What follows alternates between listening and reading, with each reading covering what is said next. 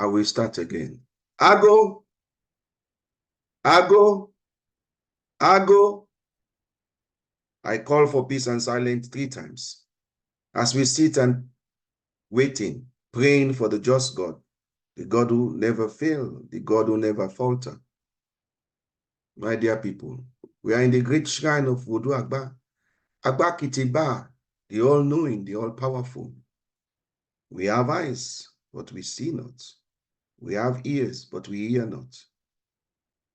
I welcome you all to this our first AfTA International Postgraduate Symposium, which will address the theme, the importance and power of different art forms to address racial justice, social justice, and environmental degradation. I happen to be the student coordinator for AfTA, and I am your host, David Dravie-John. So, guten Tag, bonjour, salam alaikum, ekaro, onakushe kushe. I say to you all, welcome. Why this thing? The different art form is a powerful instrument. It is a remarkable language that speaks to all culture, be it literal or abstract, sacred or joyful. And when it reaches the state of artistry, it becomes divine. So those instruments could break the barriers of global north, global south, to address racial justice, social justice, and environmental degradation. As we all witness in this 21st century, do we see racial justice as the equal and fair treatment of everyone, regardless of ethnicity or race? And to achieve racial justice, should societies not tackle racial prejudice, discrimination, and systems that disproportionately harm some white favoring?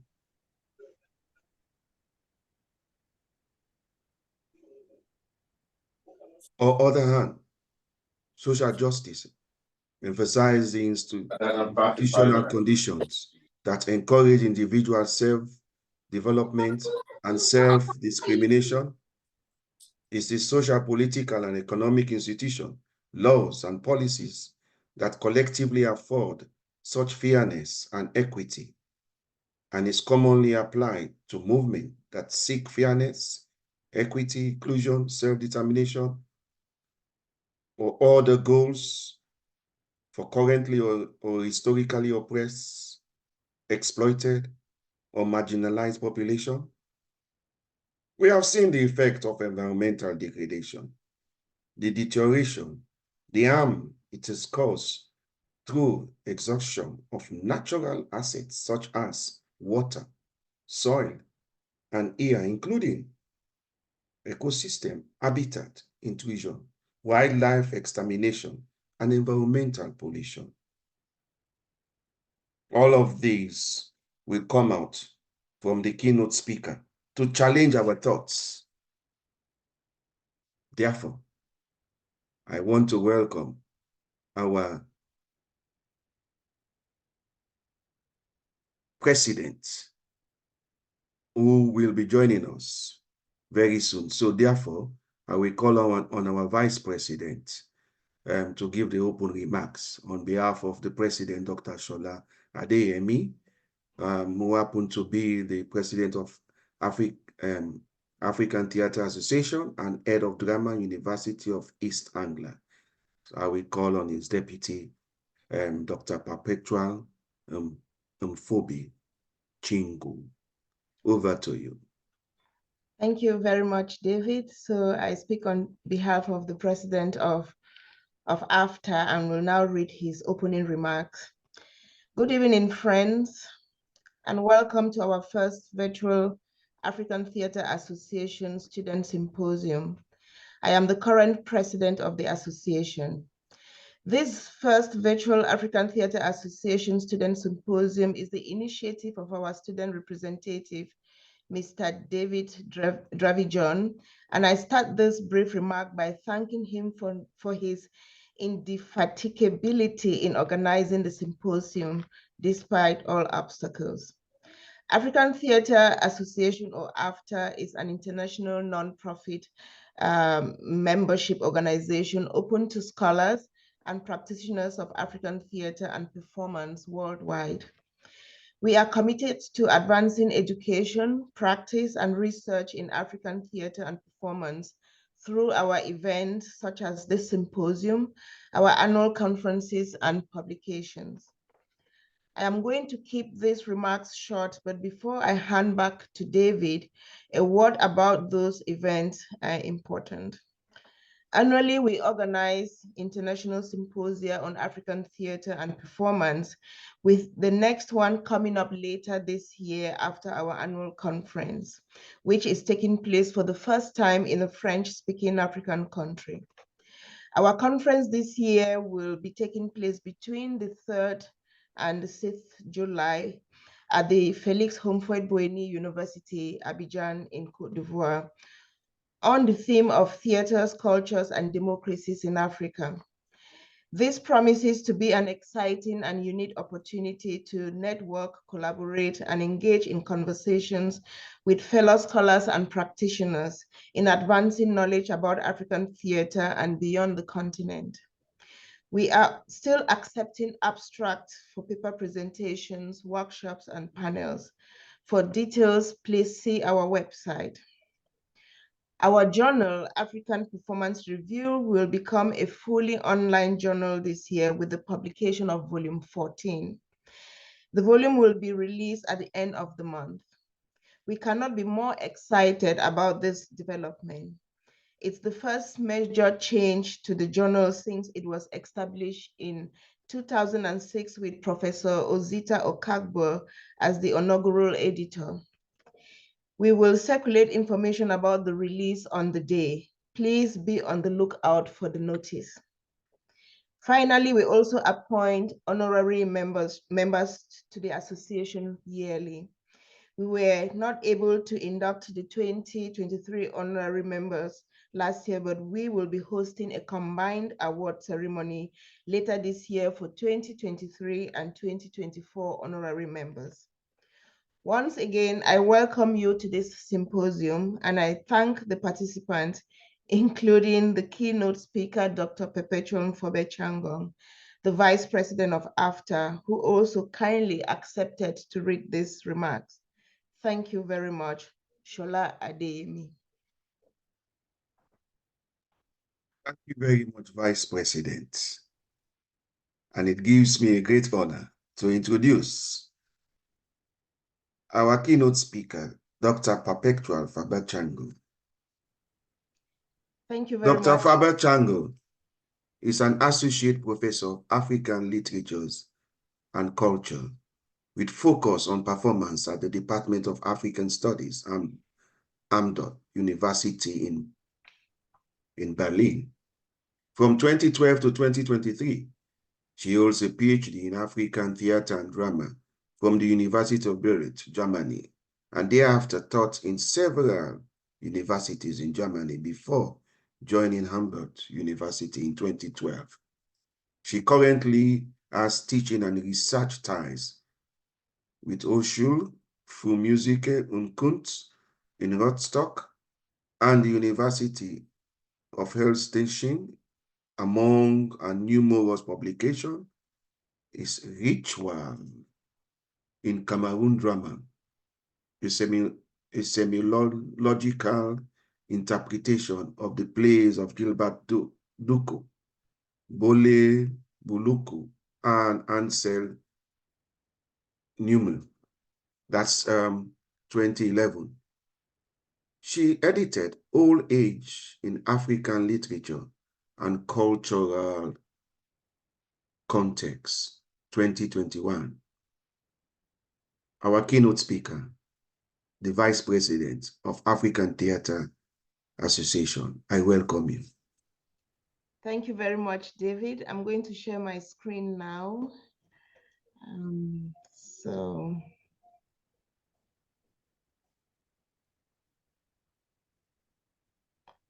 Okay, the host disabled participant screen sharing. Maybe Dipo can sort this out. Sorry, what would you like me to do, Professor? So the host disabled participant screen sharing. Oh, okay. Hold on a second. Okay. So I've made you co-host again. All right, thank you. So I will now share my screen.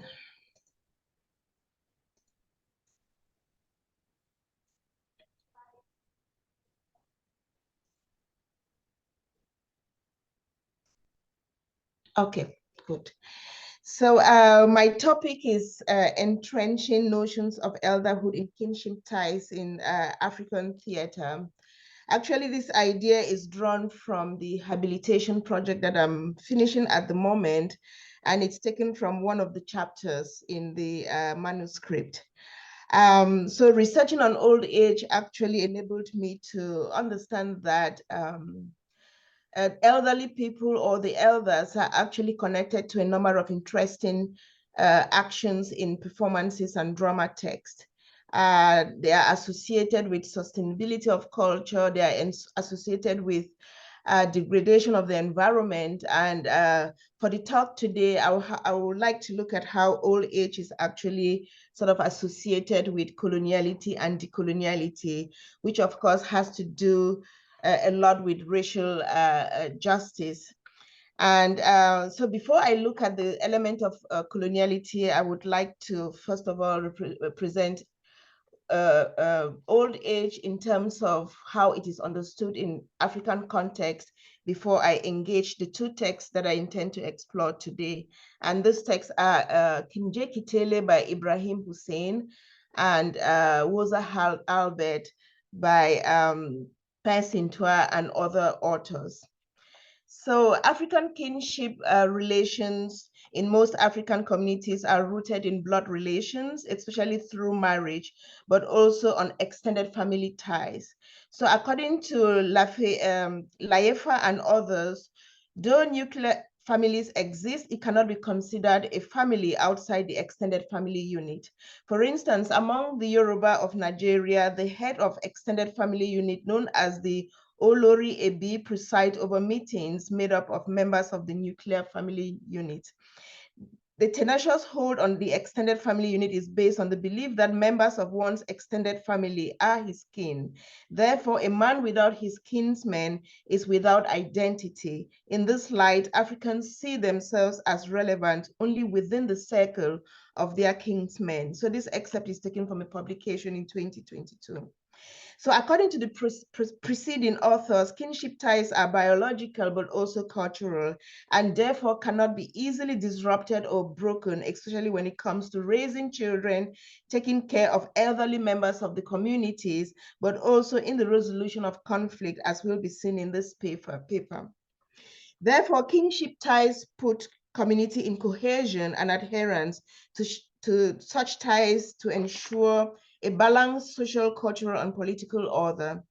This paper will therefore consider kinship ties in relation to elderhood, particularly in their role in the resolution of conflict. But before we engage with the drama and theater texts of interest, it will be important to share some views about old age in Africa. So aging is viewed more as a progressive rather than a static reality in life. From this perspective, aging is defined from several dimensions. So the chronological dimension, which is the accumulation of years after someone is born.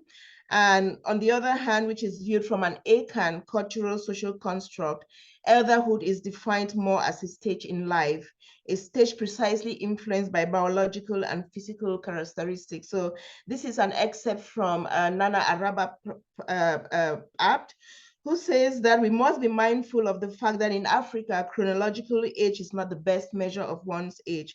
In traditional Ghanaian society, as many sub-Saharan countries, recognition of aging is given through distinct life stages to which roles and patterns of activities are ascribed. The common age categories are childhood, adolescence, adulthood, and old age, and the role expectations differ from one category to the other. Thus, in the Ghanaian tradition, age, wisdom, and perfection become one. And it's also important to note that in most African communities, old age is not so a child can be an elder. So a child who is given a leadership responsibility is considered an elder, and he is deemed as such by the members of his community. So the role of the elders as repositories of history in many communities in Africa inspires this paper to consider critically specific African drama and theater texts on cultural traditions, politics, and social life with interest on old age and elderhood. So I use the selected texts to first of all query assumptions about old age and elderhood, especially when it comes to ageist stereotypes. The traditional support system for the elderly in Africa and outside the continent seems to be disintegrating. So with the rise in population of elderly people in Africa, Nongo actually states that the range of problems that older people in Africa are facing is constantly increasing as societies are locked up in conflict, experience huge economic problems, natural disasters, disease, and deterioration of family relations. The level of mistreat, neglect, and abandonment of older people are growing to quite alarming rates. So then he goes on further to say that elderly people are blamed for what is not going right in the community, like with causing of death, HIV and AIDS, traffic accident. If there is too much rain or too little rain, the elderly people are actually blamed for this. And also they are in some communities disinherited of their land or even killed because of their land and property. And taking on from Nongo, I actually looked at an earlier publication by Simone de Beauvoir, although the coming of age is quite problematic in the way African communities are portrayed, but I also viewed her concerns or the questions that she raises about the chronological aging process interesting. So strictly in a European context, she explains that old age is an embarkment on a journey from when one is born to when one is old. So during the mentioned journey, she says that one gathers experiences and histories in a complex web of academic, political, professional, family, and societal relationships. The main complexity, she explains, is when we are grown up, we hardly think about our age anymore. We feel that the notion does not apply to us, for it is one which assumes that we look back towards the past and draw a line under the total, whereas in fact we are reaching out towards the future, gliding on imperceptibly from day to day, from year to year. Although she offers a cursory presentation of old age in some global southern communities, she admits that old age is particularly difficult to assume because we have always regarded it as something alien, foreign species. She therefore muses, can I have become a different being while I still remain myself? So similarly, so Beauvoir considers old age as a boundary marker upon the horizon in which the future is limited and the past is frozen. So therefore, the elderly person is caught in a web of in-betweenness and uncertainty where there is profound fear in going forward to the unknown, and integration into the past is impossible. So given the circumstances, which seemingly are not different from those expressed by Nongo above in a different context, it is probably a terrifying thought for the elderly to confront life briefly, because it is quite hard enough to remain a human being when everything, health, memory, possession, standing, authority, has been taken away from you. And it is also a refusal to become the insect, the innate object to which the adult world wishes to reduce the age. So these are views from Simone de Beauvoir. Speaking about kinship ties in the African context, family structures form the basis for proper welfare systems for the elderly, which unfortunately are sometimes disrupted by economic crisis, modernization, rural-urban migration, and other extended forms of mobility. So this idea is taken from Aboderin and Hoffman from 2015. So Aboderin and Hoffman focus on the Pan-African political ideas evidenced in the African Union Plan of Action on Aging and African Renaissance, which actually underscores the importance of the African family strengthened by traditional African values and systems of family support, through which the rights of the elderly people are respected. So the presentation of political awareness and strategies for alleviating the burden of old age in Africa is a timely intervention, just as literary research on old age in Africa is attempting to identify and study age stereotypes in performance and literary writing. So such creative genres could serve as blueprints for highlighting the important role of elderly people in society based on the aforementioned traditional African values.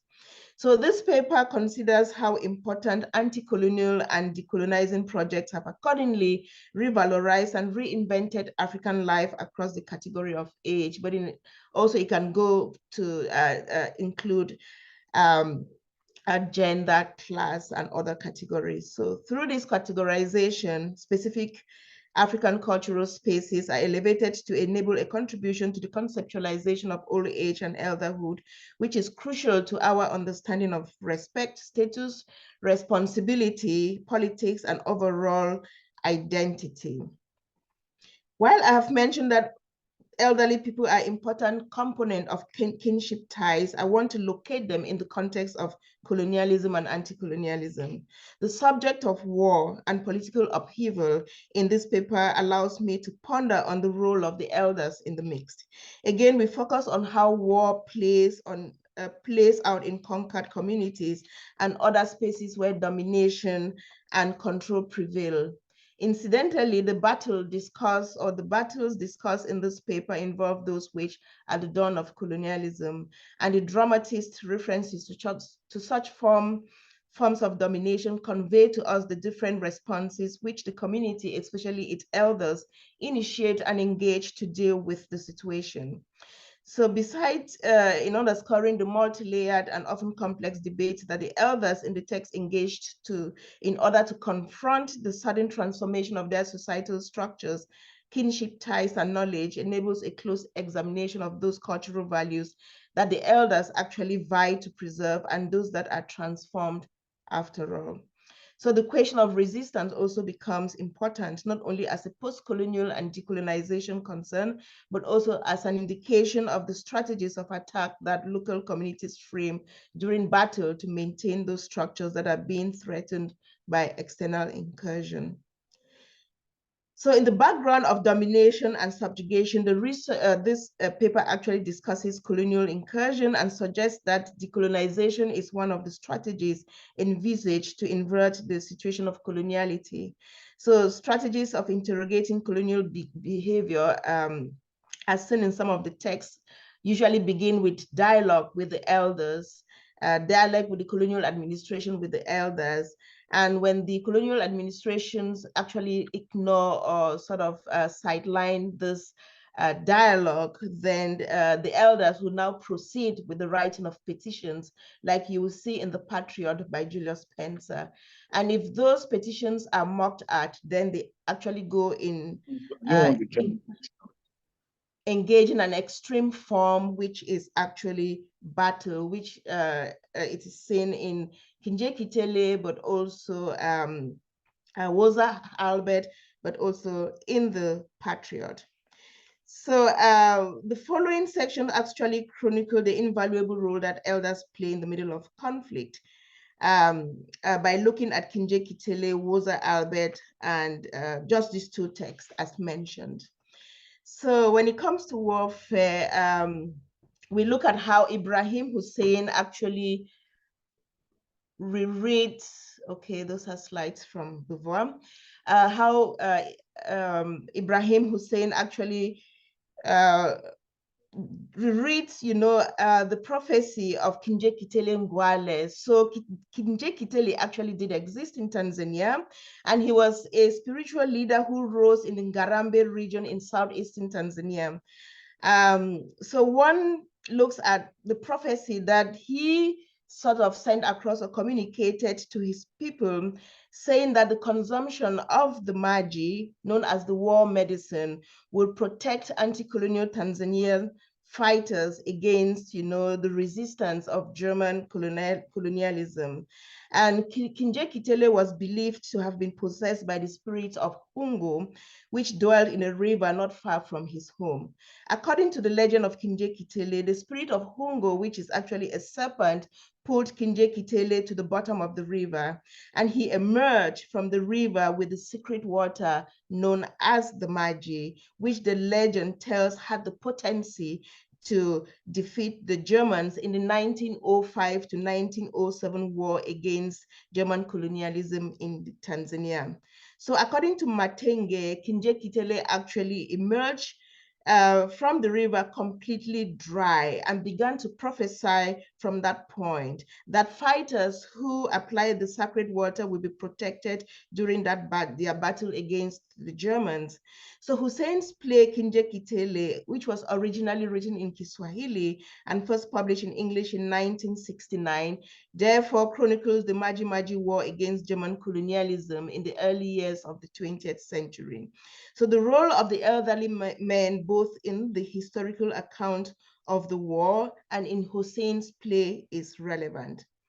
So the play focuses on Maji as a source of unification of diverse Tanzanian cultural, political, social, and religious groups to confront this invasion through fierce frontline battles and guerrilla warfare. So as depicted in Hussein's play, but also through historical account, male elders were an embodiment of Nguni political authority, because if we look at Tanzania, we also have the Ngunis who migrated from South Africa and settled in Tanzania, and they were part of this war against the Germans. So the Nguni male elders were an embodiment of Nguni political authority, and in the wake of the Maji Maji conflict, the Nguni male elders, together with other elderly men from different regions of Tanzania, initiated and led battles against the Germans. Heike Schmidt notes that it was the Maji Maji War and its aftermath that caused a temporal but significant crisis in Nguni masculinity and thus in Nguni identity and authority. This was experienced as humiliation by Nguni men. So this humiliation was actually heightened by the execution of approximately 100 elderly Nguni military males during that war. So in the introduction of the play, actually, Hussein provides his readers the background to the rise of Kinjekitile, that religious leader. And in this excerpt, this is from an eyewitness account who describes, the brutality of German colonialism during that war and how they were made to work on the cotton plantations that were established there under slave and forced labor. So this is some sort of a description of that experience in the early years of the 20th century. So given the brutality of German colonialism in the area, Kinjekitile is believed to have emerged from a river with a message of war to protect his people against oppression and maintain the kinship ties and cultural structures in his community. Seeing the Nguni role in the war, one immediately imagines that the elders made a worthy contribution to stabilize their communities during the conflict. Such historical and religious accounts, as we will see in the rest of this discussion, have contributed to important debate on elderhood, war, and change. Hussein envisages ambivalence around the prophet and his prophecy in the play, asking strategic strategically whether consuming Maji alone was enough to face live ammunition from the military. Was ritual efficient in such circumstances? According to history, thousands of anti-colonial Tanzanian fighters were decimated in that war, a turnout which is critically debated by the elders in the play itself. Some of the elders believed that consuming the Maji alone was enough to face the Germans, while others, including Kinje Kitele, the protagonist himself, vehemently disagreed, demanding a combination of war medicine with a well-trained and disciplined army. So the role of the elderly in such an enterprise is indeed worthy of exploration, serving as a blueprint to revisit and reiterate not only the politics of warfare, but also the importance of orature in African culture. How the elderly come into the discourse of orature in African drama theater is well known, but equally represented in a telling way through the devised theater of Percy Ntwa, Mbongeni Ngema, and Barney Simon in their creation and performance of Woza Halbert. In a 2019 performance at Baxter Theatre in Cape Town, South Africa, the audience encounters an elderly man described in the stage directions of the text itself as fragile. This fragility is captured in the performance through the elderly man's slightly hunched over body and slow movement. Dressed in an oversized coat, he walks to the stage center. Meanwhile, he sings a war song as he joyfully stamps his feet on the stage, seemingly relishing the moment as he makes his way to sit on some wooden boxes. This instance prepares the audience for the story that he eventually performs, mainly about the encounter in the 19th century between Piet Retief and Dingane, the Zulu king. Probably because of his missing front teeth, the old man constantly licks his lips, a gesture that slowly builds up tension and excitement as he enthralls the audience with the Dingane Retief historical narrative. The performance of Woza Albert is critically concerned with the question of salvaging South Africa from the grips of apartheid. The performers, but also the performance creators, imagine this outcome through the second coming of Jesus Christ. So the characters in the play envisage what will happen if Jesus, known as Morena in the play's second coming, were to be in apartheid South Africa. After the performance of several outcomes through the perspective of a pupil and an old woman, who, for instance, imagine that life will be peaceful with no passes governing their life, an elderly man who is being interviewed fancies that should Morena's second coming were to be in South Africa, he will face exactly the same fate as Piet Retief. The elderly character depicts through storytelling as he delves into South Africans' history. The same approach is also found in the legend of Luanda Magere in a play of the same title by Okoita Omtata, which is a Kenyan play based on the legend of Luanda Magere, a Luo warrior. So back to Woza Albert, the elderly man's storytelling is he is fascinated with the event surrounding Dingane, and this serves as a portal to comprehend the disruption of kinship ties. So according to the old man, Piet Retief was an African military officer, a leader of the Great Trek, who in the 19th century went on a mission to negotiate land with Dingane, a Zulu king. So sharing with the readers a brief context of the play, the performers in Woza Albert ask, unaccountable times, how it will look like should Morena were to return to South Africa. So this imagination of Morena's second coming is inspired by the biblical story that tells about the second coming of Jesus Christ. Here, imagine in South Africa, the liberation from apartheid.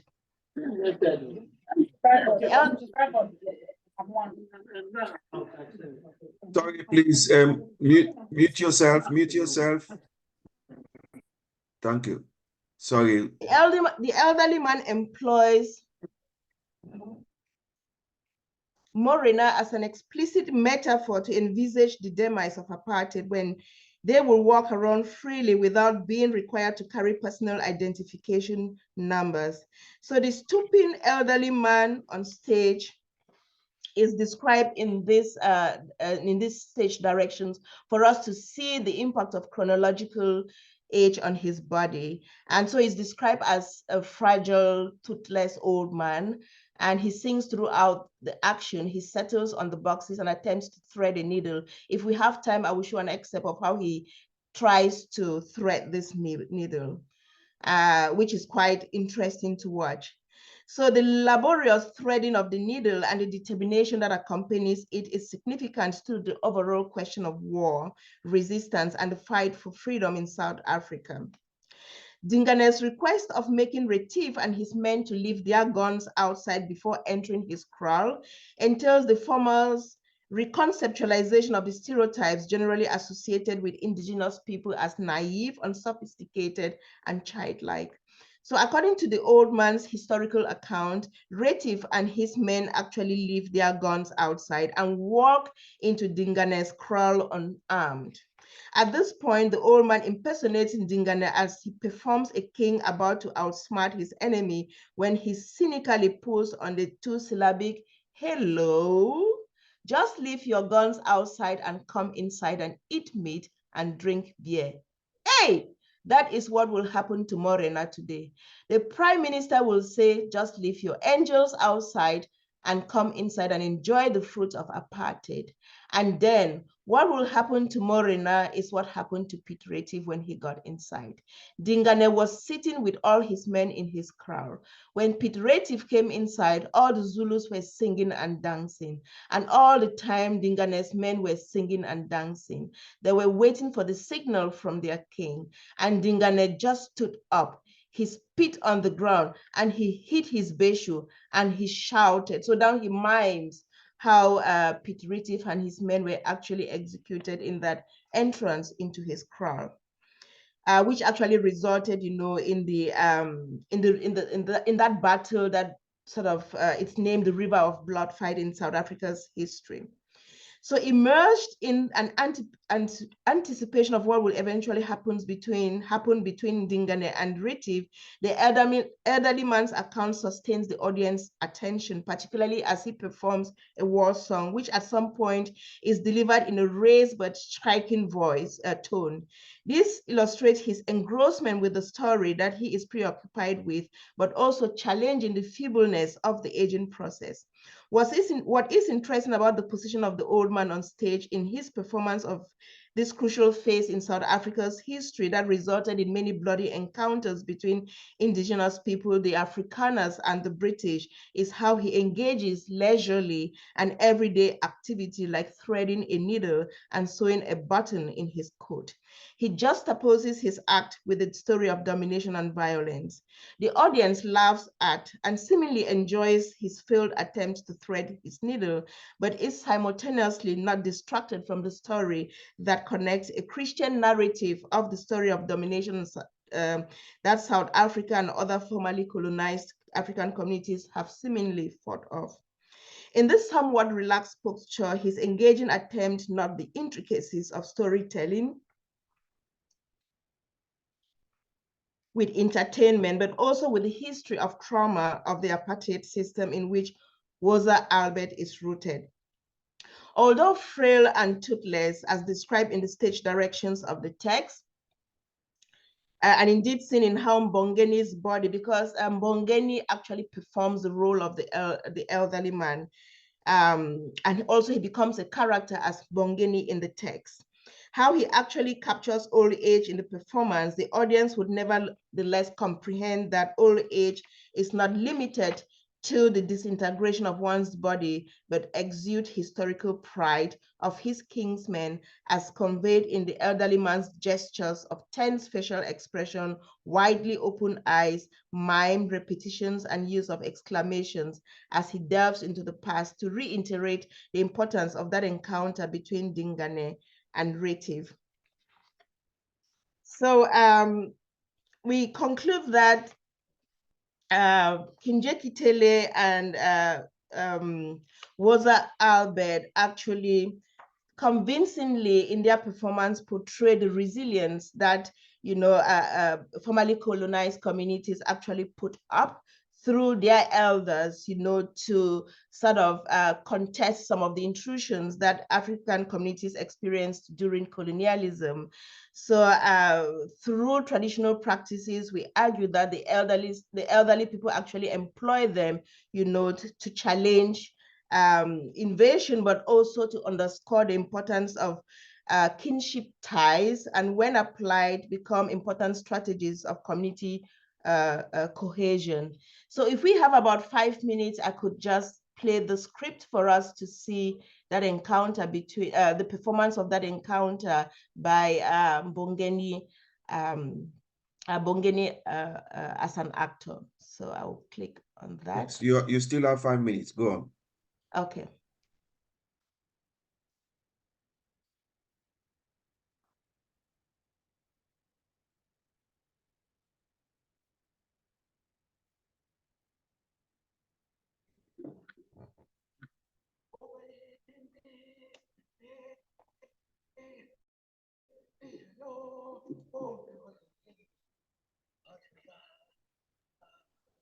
Hear it yet? Can you get it? No, we cannot. Okay, now this will be tricky. Okay. Okay, let me stop sharing this screen. And then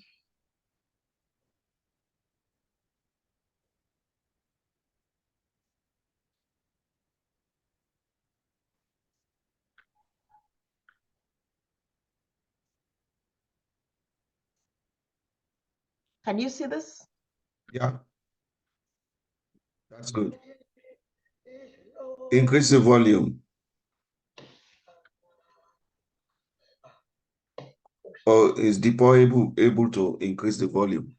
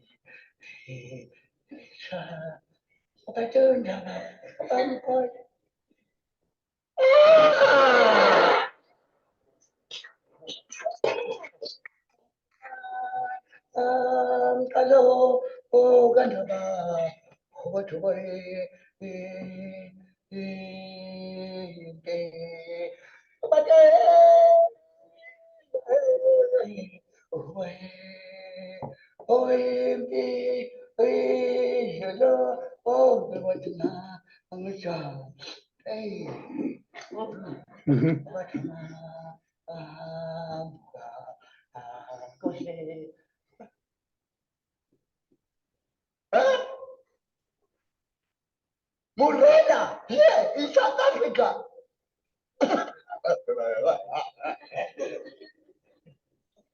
What will happen to Morena is what happened to Pete Retief.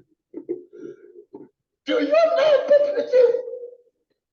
The big leader of the white man, the Afrikaners, long ago, he visited Dinah, the great king of the Zulus. When Bedouin came to Dingan, Dingan was sitting in his crown with all his men, and he thought, hey, these white people with their guns, they are wizards, they are dangerous, but he welcomed them with a big smile. He said, hello. Just leave your guns outside. Come inside, eat meat and drink beer. That is what will happen to Morena here in South Africa. The Prime Minister will say, just leave your angels outside. And the power of your father outside. Come inside, eat meat, drink beer, and enjoy the fruit of apartheid. What will then happen to Morena?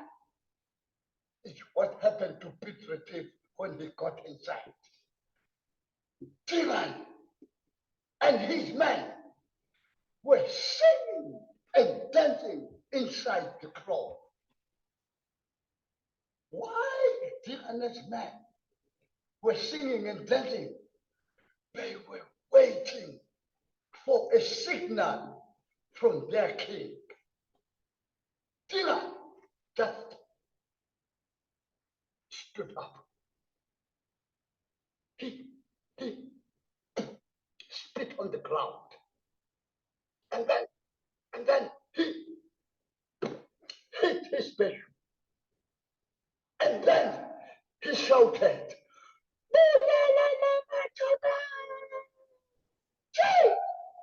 kill the wizards, kill the wizards, kill the wizards. That's the his men. Shut up! That is what will happen to Morena here in South Africa. Morena said,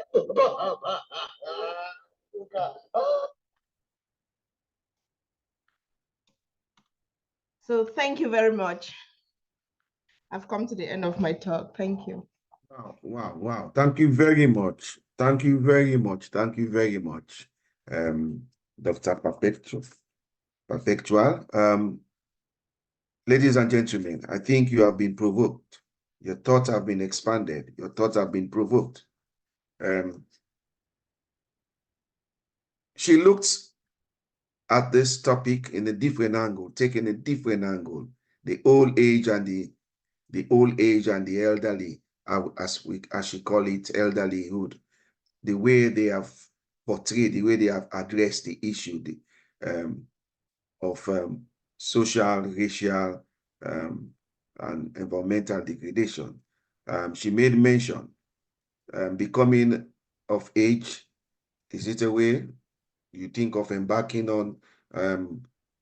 It started from embarking on young onto old, and making mention of the kinship ties, family structure, cultural values, the knowledge, of course, gained during the period of becoming an old age, the political awareness of old age and African values, making various references, key one like Julius Spencer, the patriot, as Julius Spencer is from Sierra Leone, Rosa Albert, written by Piers Itewe, Bengu Ngema, and Bani Simon, and of course, Kinji Kiliti.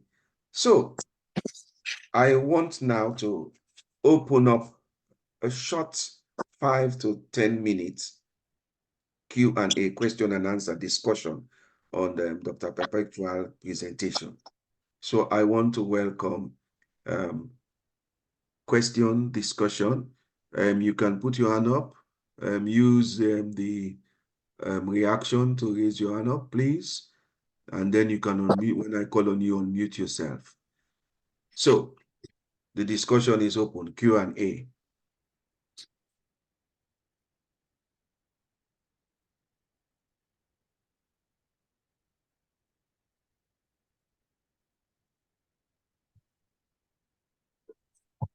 Right. Who wants to start first?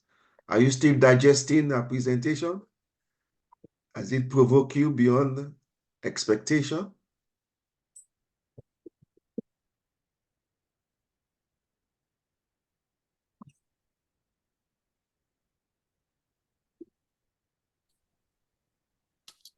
Well, I will ask the first question.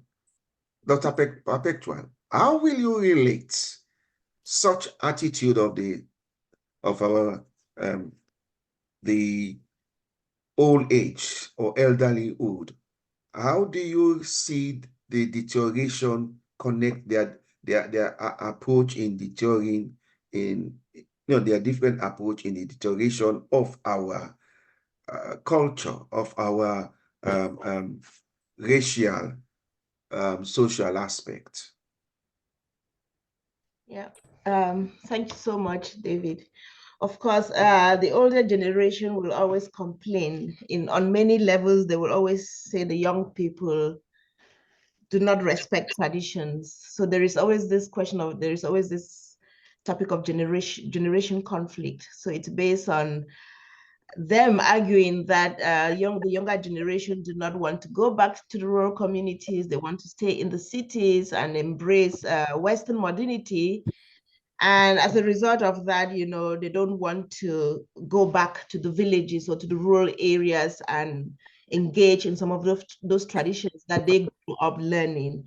And of course, this is very evident in the texts, in some of the performance texts. I mean, a very popular example would be Ama Ata Aido's Anoa, where this young girl goes to the extent of getting married to the man that she loves instead of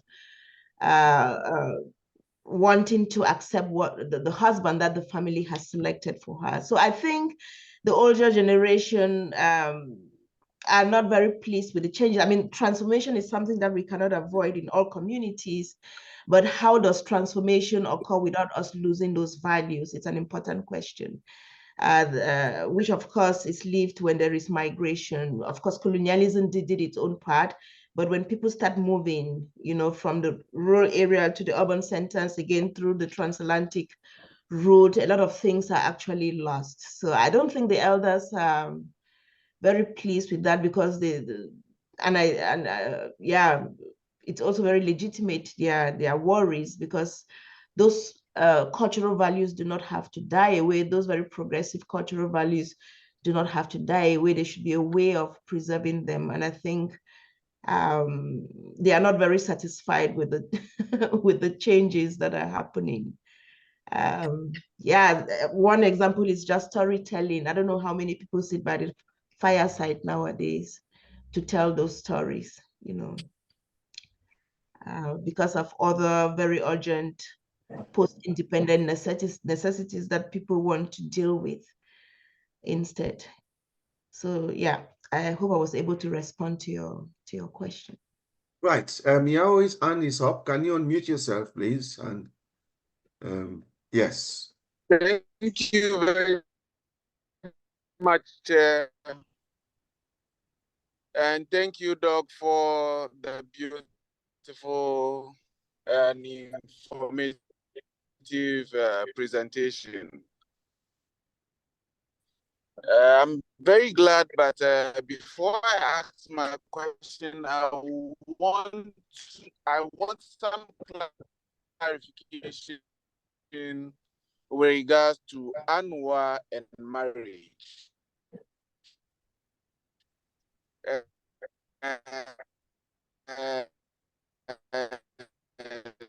Because I have also read the text, and from the presentation, I do not think that Anwa got married, but it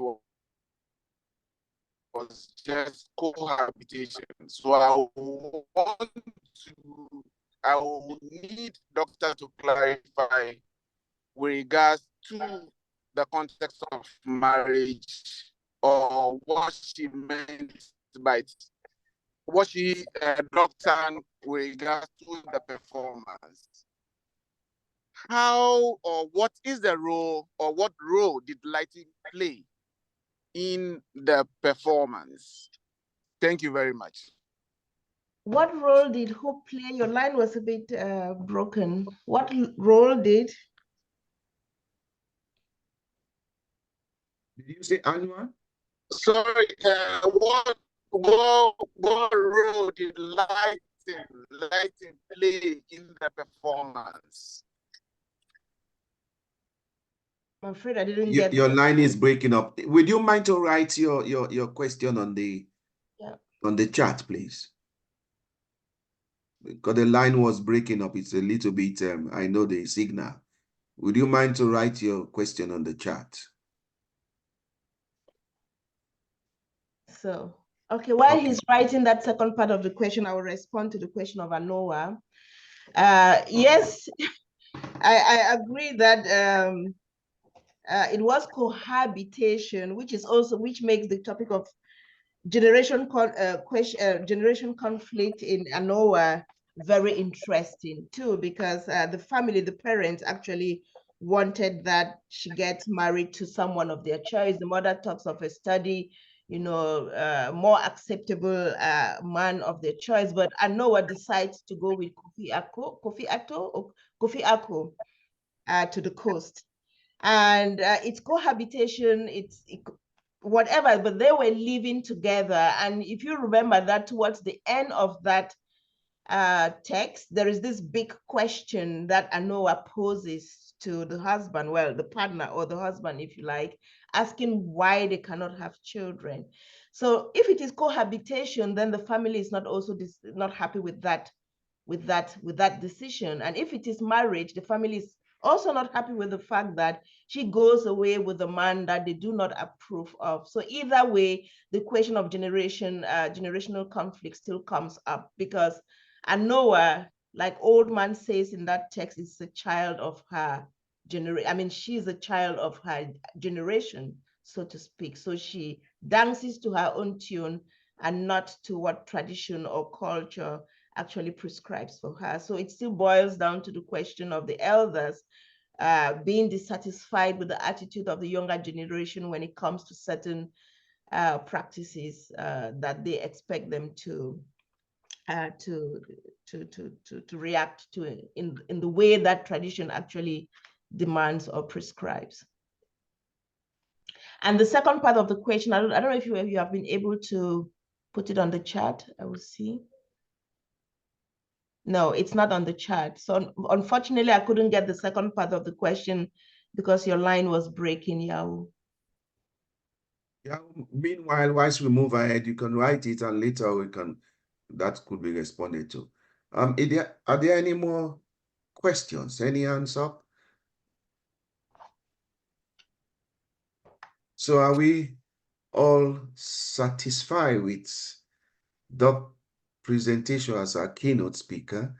And is it so challenging that we are thinking she had challenged our intellect so much that we're a little bit hibernated? All the same, if there are no more questions, I want to say thank you very much. Shalom. Huh? Is Shalom? Oh, yes, Shalom. All right, yes, thank you. Please. Can I go on, please? Go on. All right, thank you very much. Doctor, I enjoyed your presentation. It was so good. Thank you very much.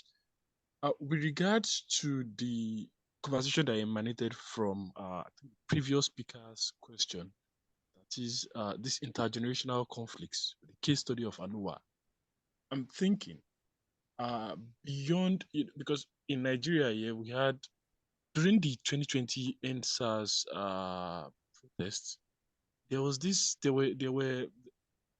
significant and not so significant theme of intergenerational disagreement. So with the younger generation saying we are the Sorosuke generation, that is the generation that speaks out. And there's this common theme of we did not inherit the silence of our parents and stuff.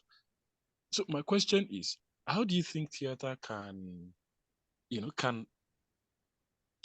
become a platform, or can serve as a platform for these conversations to be had, these much needed conversations between both generations?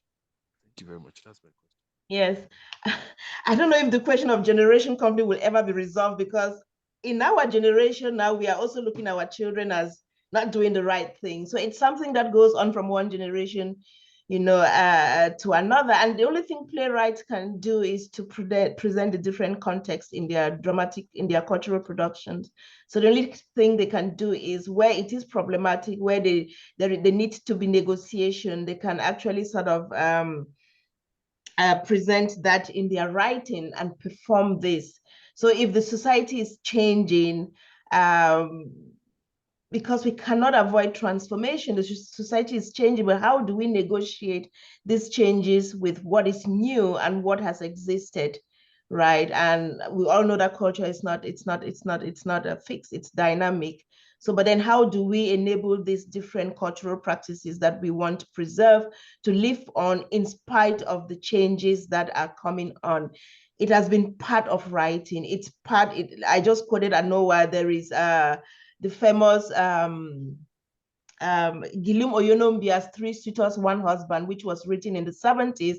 There is The Rebel, which was written in the 80s, the Anoa in the 60s, and so on and so forth. So I think as we move on with the centuries or the years, the question of generation, it comes to the fore depending on the changes that we encounter in the society. So the only thing for dramatists to do, as always, is to engage this as thematic concerns and also present platform or strategies that these different cultural encounters can be mediated and negotiated, that there is a conversation between the older generation and the new generation, because we also need to listen to the new generation, the younger generation, and the younger generation also has to look back, to the important role of the elders in the community. And then it goes back to that famous proverb that what an elderly sees sitting down, a young man cannot see, even a young person cannot see, even if they are sitting on the Iroko tree. So I think this proverb, it's relevant at all times. So there should be some kind of negotiation and mediation of how we embody change. Thank you very much. We have two hands up. That will be the two last one. Joy first, and then Joshua. Joy, please. Okay. Thank you very much. Just wanted to add my voice to the concerns about telling stories by the fireside. And I just want to pick up on what Shola stated within the chat box, that we no longer have it. And indeed we don't, because things have changed, as rightly said by the speaker. We now have social media, and that is another community on its own, where we could find creative ways of telling our stories there. Recently on this social media platform, TikTok, there was this lady who shared her gruesome experience with a man she married during the COVID season lockdown. And she titled it, "What the F did I marry this man? Why the F did I marry this man?" And she created, I think, 50 episodes in her room. And she had a community of people listening in throughout. And people are pushing that her narrative should be sent to Netflix so that people would listen. This is her story. Now, I'm imagining this within our cultural context. If we were within a community where we're asked to stay indoors throughout, and after a month or two, we all come out, and by the fireside, she tells us her experience of being indoors with a particular man she got married to. So the space has changed. The communities have become virtual, and they are evolving. So we should also, as theater practitioners, should find creative ways of reaching those communities, apart from using the fireside. That's just my take on this. Thank you. Thank you very much. Joshua, please. Yeah. Good evening, and very informative presentation.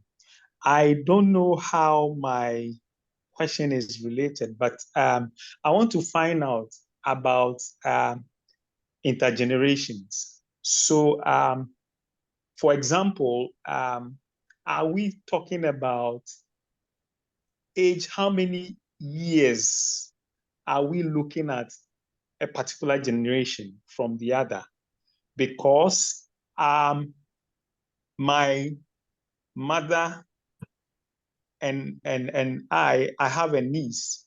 When there is a confusion, or when there is a conflict, intergenerational conflict, when there is a problem, it is always difficult for my niece to understand my parents, but I tend to understand my niece a little more better than my parents. And also, from where I am standing, I also tend to understand my parents more better than my niece.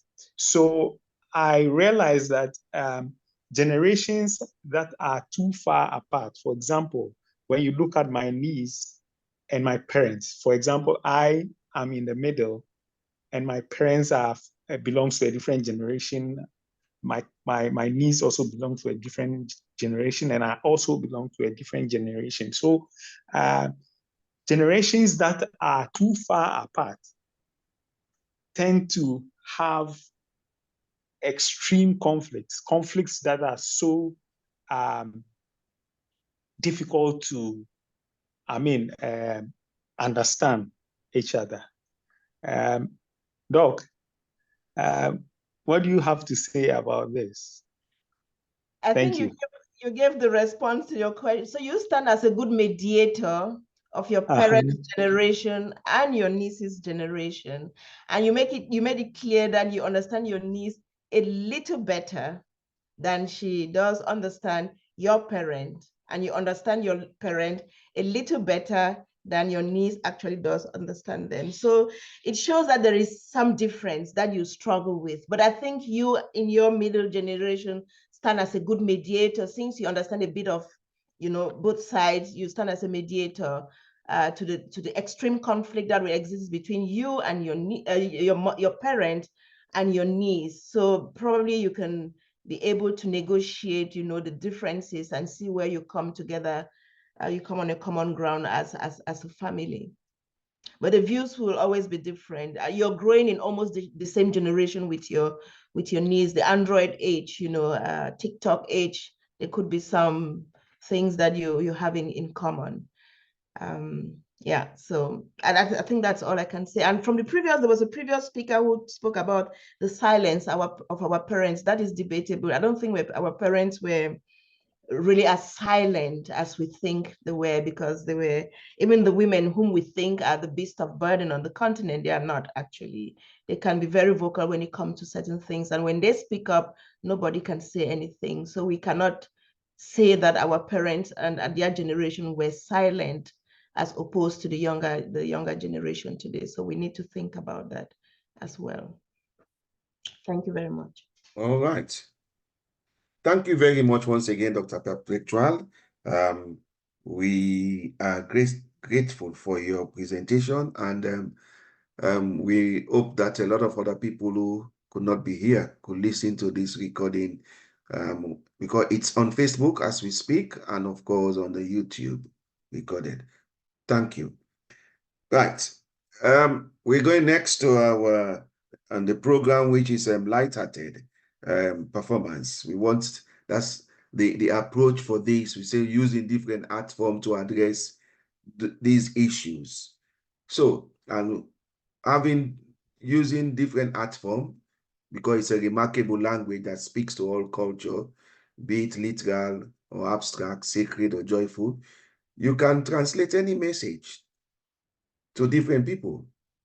Why the EPI was successful, the expanded program of immunization was successful in many countries, because all these storytelling, jokes, poem, dance, drama were translated into different languages, and then, of course, to the different people. So it's a powerful weapon to address these issues that we are talking. So therefore, I will start up.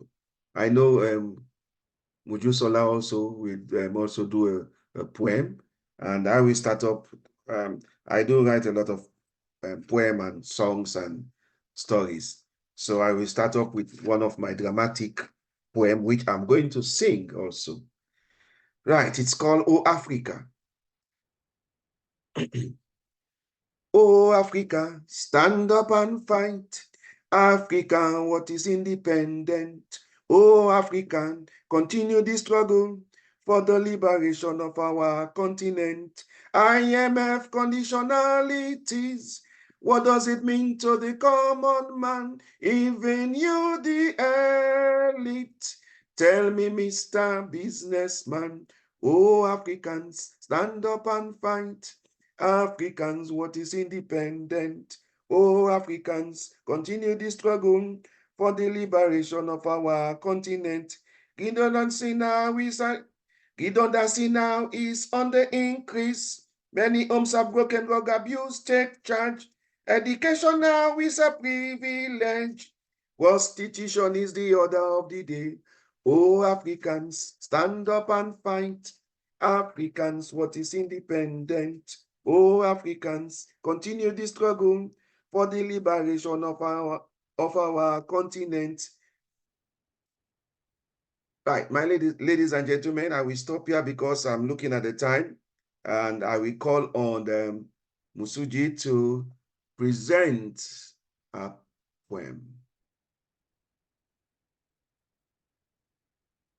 Unmute yourself. Yes. You mean Mojisola? Yes. Mojisola. Mojisola, yes, yeah. Mojisola, please. And yeah, and I'm not sure about whether this is lighthearted because you just described it as, but I'll read the poem anyway. So the poem is called Cycle of Identity.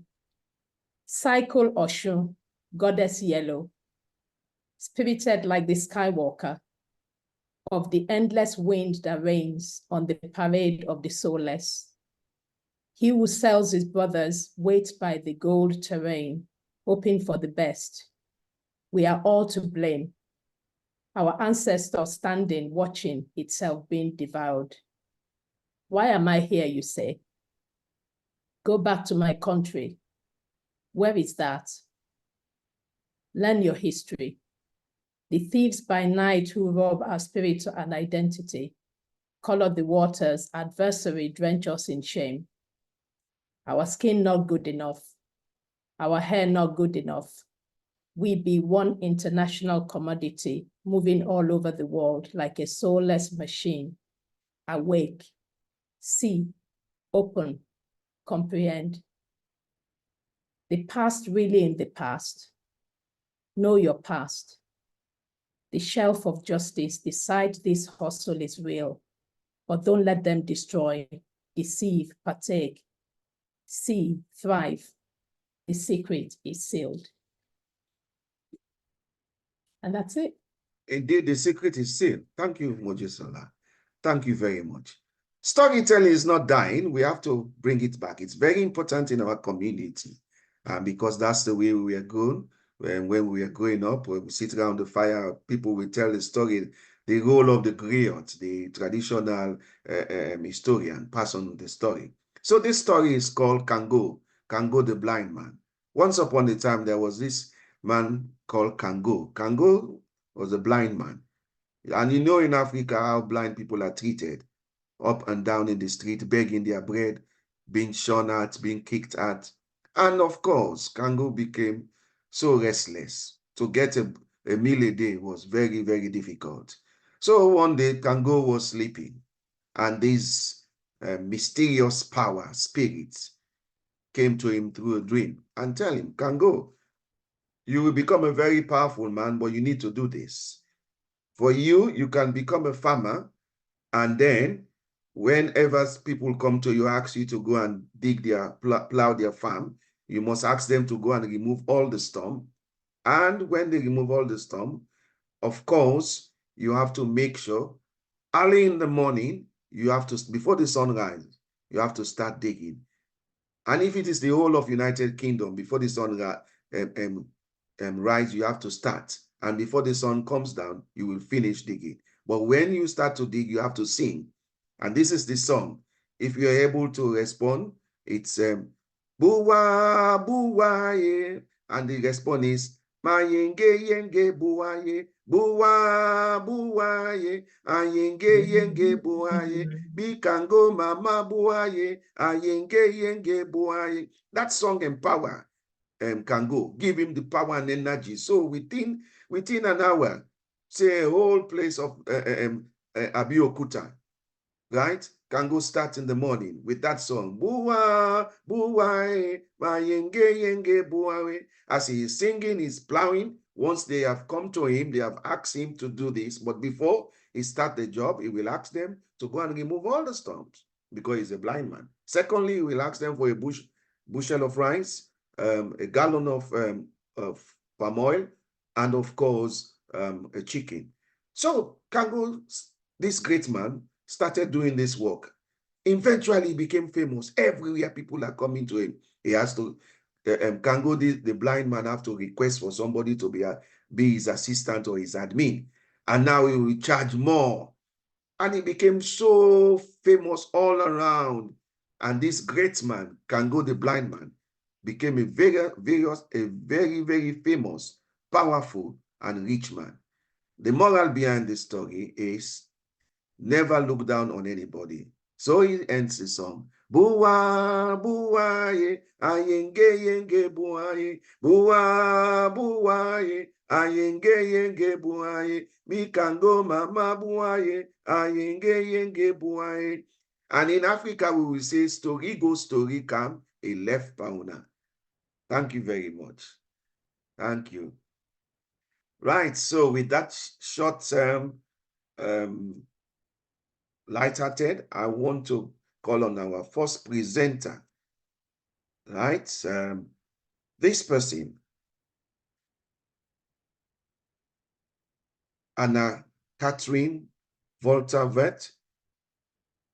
She's going to present a paper on Far from Divinity and Malevolence, Agents in Afi Gabi's Soswa Diang. Anne Catherine studied cultural and media studies at the University of Tübingen and African Study at Humboldt University, Berlin. She did voluntary work abroad in Kwatanga, Ghana after secondary school. That rose his interest in African culture and question about her own. She participated at a binational theater project where colonial traces were investigated in Berlin, Germany, and Lome and Togo. Ladies and gentlemen, Anna Catherine. Thank you very much, David. Thank you. So yeah, this is my first time that I'm making an online presentation, so I hope this will work. Can you see it?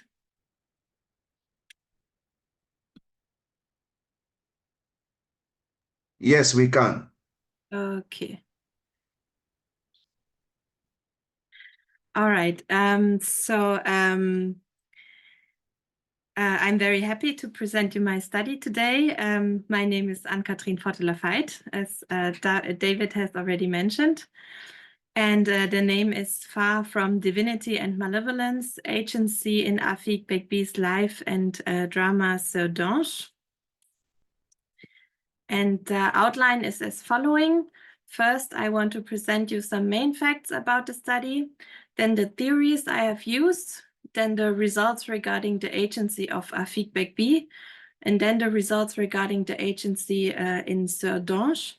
And then I will draw a conclusion and look into the future. And after showing my sources to you, we will have time for questions and discussion. So, main facts about the study. The study that we will talk about today is a part of my master thesis, where I've read two other drama of Afik Begbi called Après Gomorrhe and Sur l'écaille vers mon rêve. And this master thesis breaks more or less new ground because only two of Afik Begbi's drama were worked on briefly by Heather J. Denya in her dissertation. Redefining Gender and Sexuality in West African Theater, Women Artists, Feminist Representations, and Same-Sex Desire in the 21st Century Theater of Benin, Burkina Faso, and Togo. The research question for today is, how is agency visible in Afik Bekbi's life and her drama Sœur d'Ange? But for the master thesis, it has led me to this methodical approach, first from a cultural studies perspective. So I have conducted a qualitative analysis of a personal interview with Afik Bekbi and others that I found online of her. And then I wanted to put passages of the interview in context. And that was only possible after reading some scientific work about her living environment in Togo, West Africa. So there's also this sociological point of view. But then, secondly, I have conducted a semiotic analysis of the drama by means of Erika Fischer-Lichter's theatric code. And the theories that support my study are multifaceted. I have used different theories concerning the identity and the social standing. For example, gender according to Butler, or hegemonial masculinity according to Cornell and Messerschmitt. Also, the theory of semiotics according to Ferdinand de Saussure and Charles Sanders Peirce are important.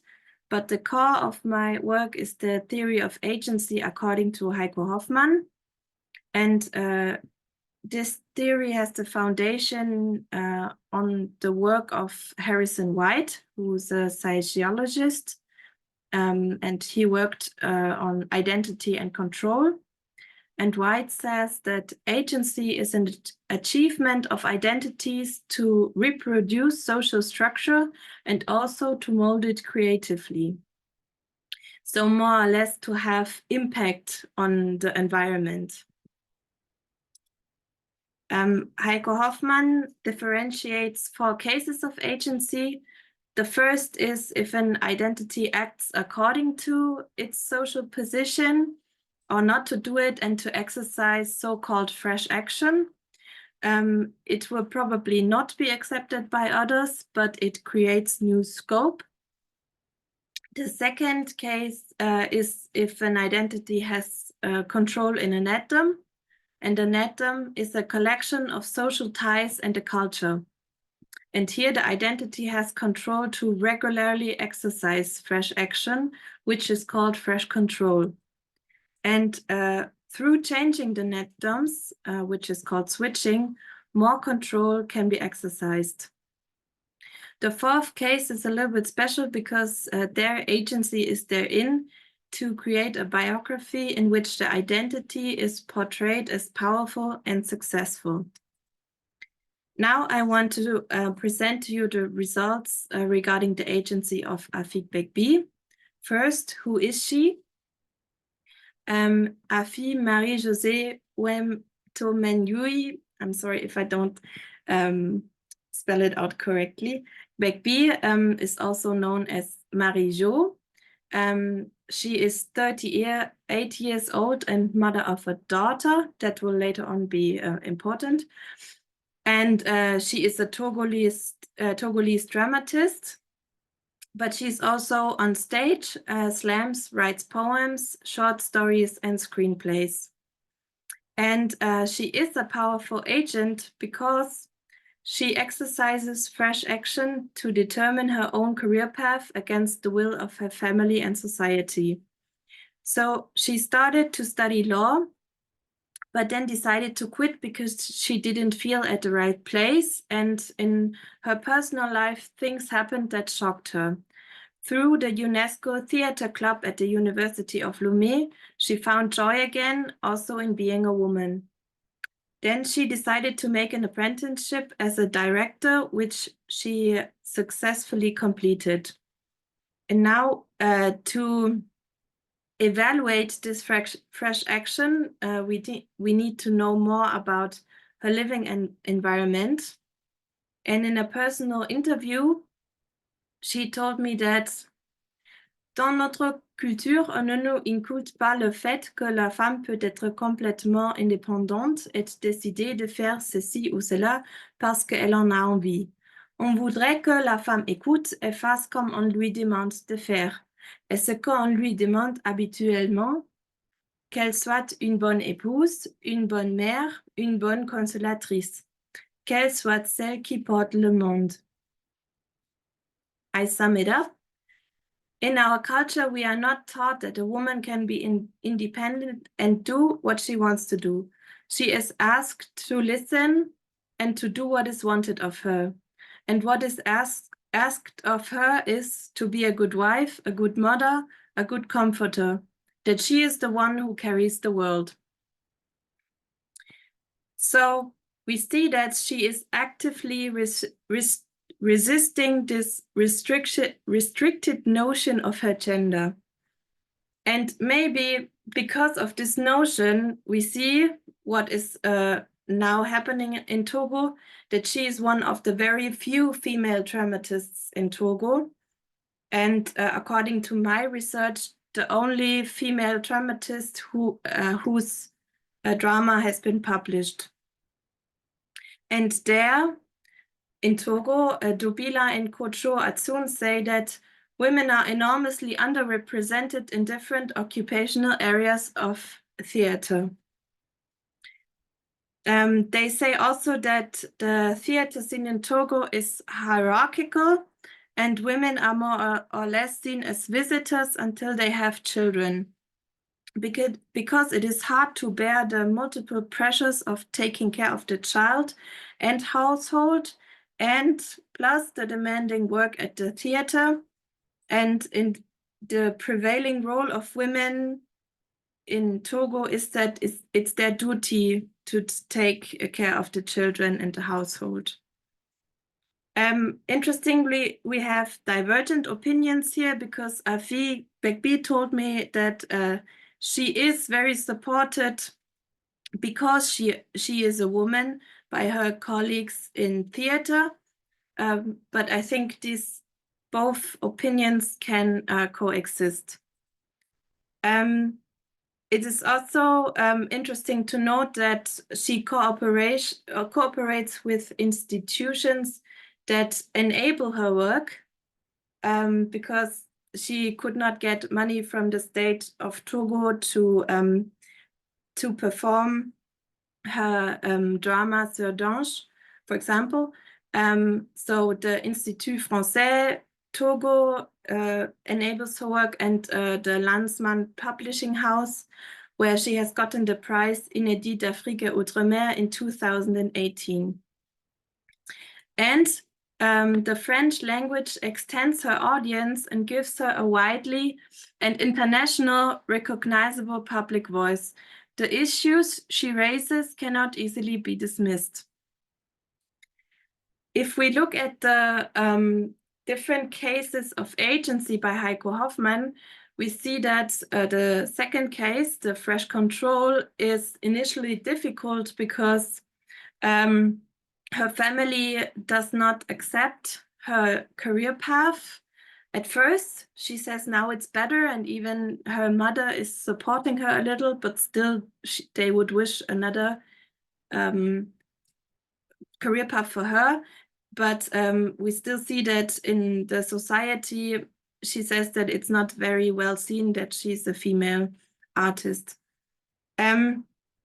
We have already heard that she's a multifaceted artist because she uses different forms of art to express herself. But she also runs workshops, participates at international residencies for authors, and conducts theater courses at schools in Lomé. So we see here that she switches in multiple netdoms where she can implement her perspectives, but she cannot rule. So she can influence, but yes, not rule. There's another important fact about this, and it is that through her oeuvre, she can transfer her ideas. There's an agency called semiotic agency by Kokelman, and it means that acting can carry meaning. So the behavior of an agent can change the ontological worldview of the recipient. And there we have a dual sense, because Afik Bekbi is not only acting in her real life, behaving the way that she wants to be, but also her characters behave on stage in a certain way or are acting in a certain way. And I argue that that can have an influence on the audience. So now we want to look at the results regarding the agency in Sœurs d'Ange. Sœurs d'Ange, which I translate as Angel Sisters, was published in 2019. And I'll give you a short synopsis, a very short synopsis. 3 women gather around a grave to disturb the eternal peace of their husband. They want to free themselves of the horrible experiences that they have endured with him and start a ritual. Throughout the ritual that barely fails multiple times, they form bonds with each other. Only together they know they will be able to triumph not over the memories that hold them back. The denouement is open with a hint that they will succeed. If we look closer at the drama, we see that Bekbi uses solely female persona who triumph over their problems. They are called Woman 1, Woman 2, and Woman 3. And I found interesting that there's no clear distinction in protagonist or minor character, because they all do their bit so that their common goal is achieved. So also agency in group activity becomes important in this drama, not only the individual agency. And Bekbi addresses structures that disadvantage the female gender. In this drama, it is child marriage, domestic violence, forced prostitution, hierarchy in a polygamous marriage, and homophobia. And the drama has an ambiguous atmosphere. The women, well, throughout the plot, we learn that the women killed their husband unknowingly together, but they were also treated very badly by him. So this question of ethics comes up. The types of agency that can be found in this drama are a high positive agency. I call it positive because whatever Woman 1 does will be good for the little community, for the other women also. She is the eldest and the first wife, and that will give her power and authority, but also responsibility over the others. And she's the facilitator of the ritual. She's in charge that the ritual will work out fine. And she's also in charge that all the women will be fine. Then we have more or less the opposite, who is Woman 3. She's the youngest and the third wife. That will give her very little agency. I call it legal agency, because she has no chance to determine something in her life. Everything is determined for her. And now what she chooses is she uses fresh action, but that is more or less illegal. Somehow she has to regain power in order to not be exploited fully. So what she does is she is blackmailing the man that she has to sleep with compromising videos. And in the past, she cheated on the other wives.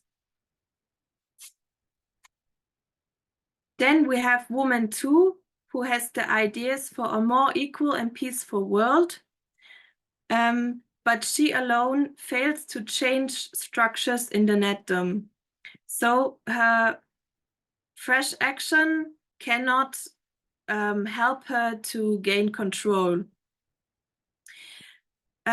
Because of Woman 3, we understand that only together they can the women can achieve a better standing for themselves and later maybe also for other women in the society.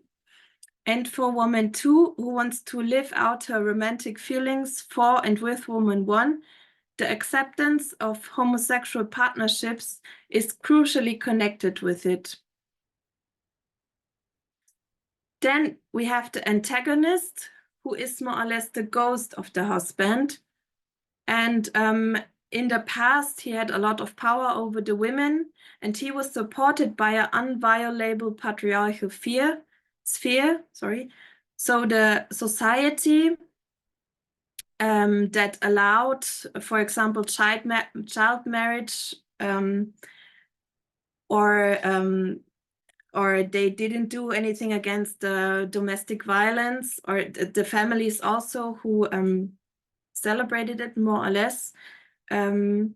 And then we have the friends of the husband who have taken advantage of the situation of the women and have slept with them as when the husband has offered the women to them.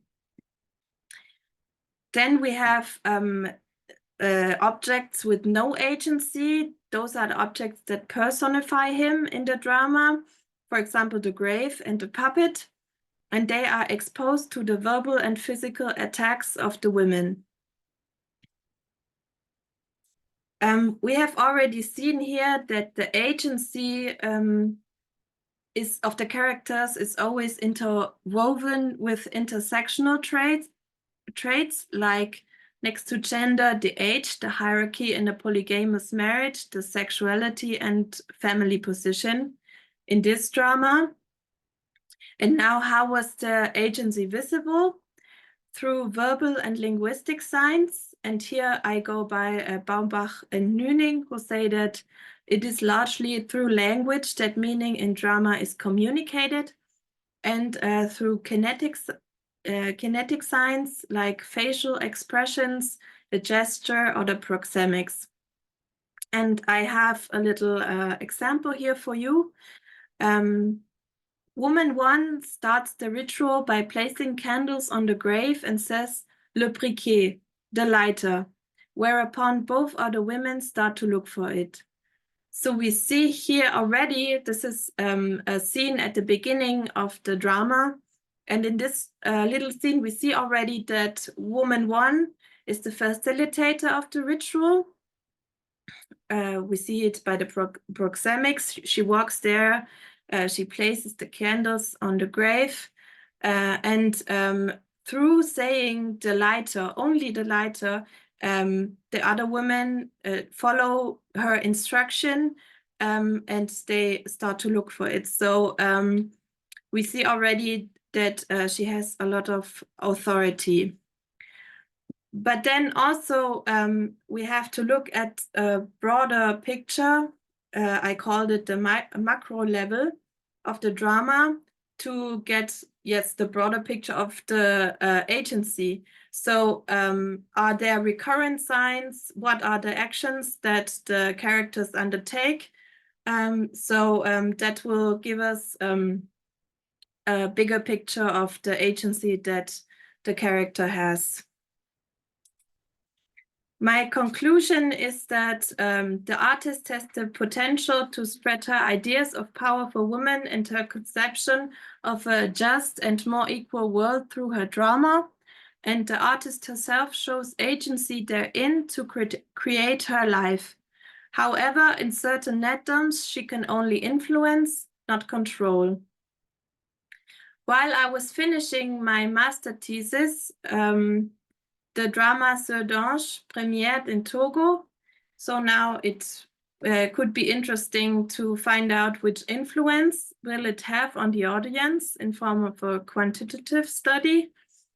And I also found interesting how will the Togolese theater scene develop further when there are committed theater artists like Afik Bekbi, Hanifa Dobila, and Félicité Kocho-Atsun, who want to leave their impact in their work in the theater scene. These are my sources. Thank you very much.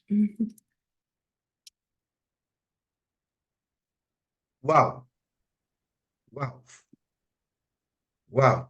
Thank you, Madam. Thank you. Thank you very much. Wow. Wow. Wow. I enjoy the way you drawing the different contracts, and now you bring out the different character, the three women who decided to come together and eventually to go to the grave, and now you personify. Oh, fantastic. Let me don't say much. Let me now call on the audience, our guests, the audience who are here. Questions, discussion. Please raise your hand up, and then I call on you and you unmute yourself.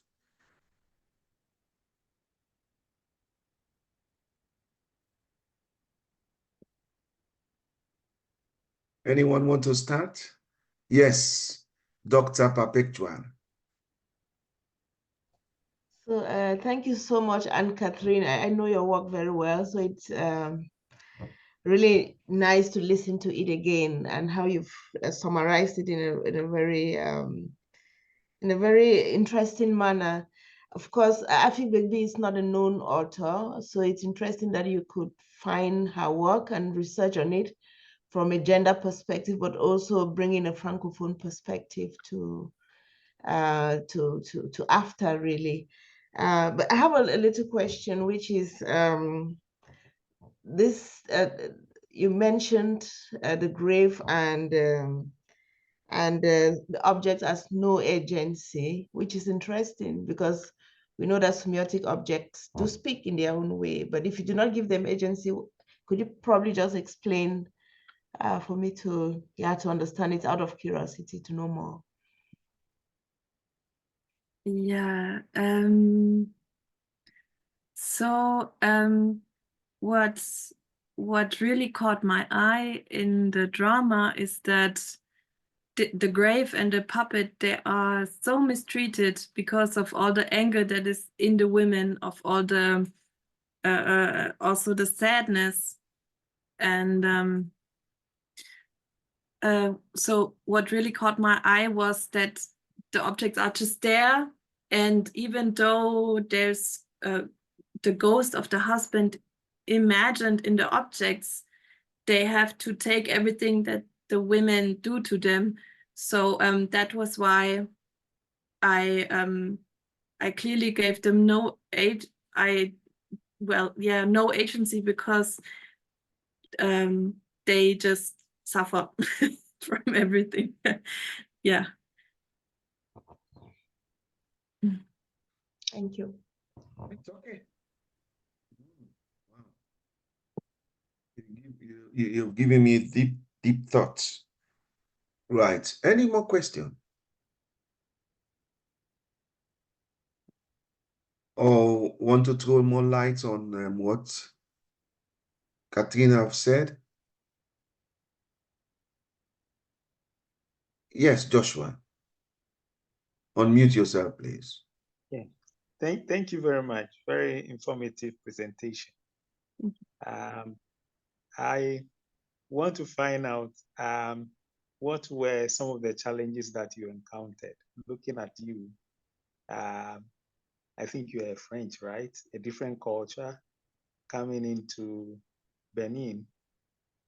Togo. Mm-hmm. A different setting to conduct a research. And also, how did you break the ice, like finally introduce yourself to our feed to freely give out the information? I would like to know. Yeah, thank you for the question. Actually, I'm German, so yeah, I have participated in a theater project called Etras, and in the project we have researched about the traces that German colonialism has left in Togo, and also the traces that are back in Berlin. It was a binational theater project, and we have performed in Lomé and in Berlin. And because of that project, I have gotten to know some people who are working there in the theater scene in Togo. And then I also have gotten, well, and then also Afik Begbi was introduced to me, or yeah. So this connection, it was like this that it happened. So it was more of a flow, and yeah, I'm very happy with the outcome.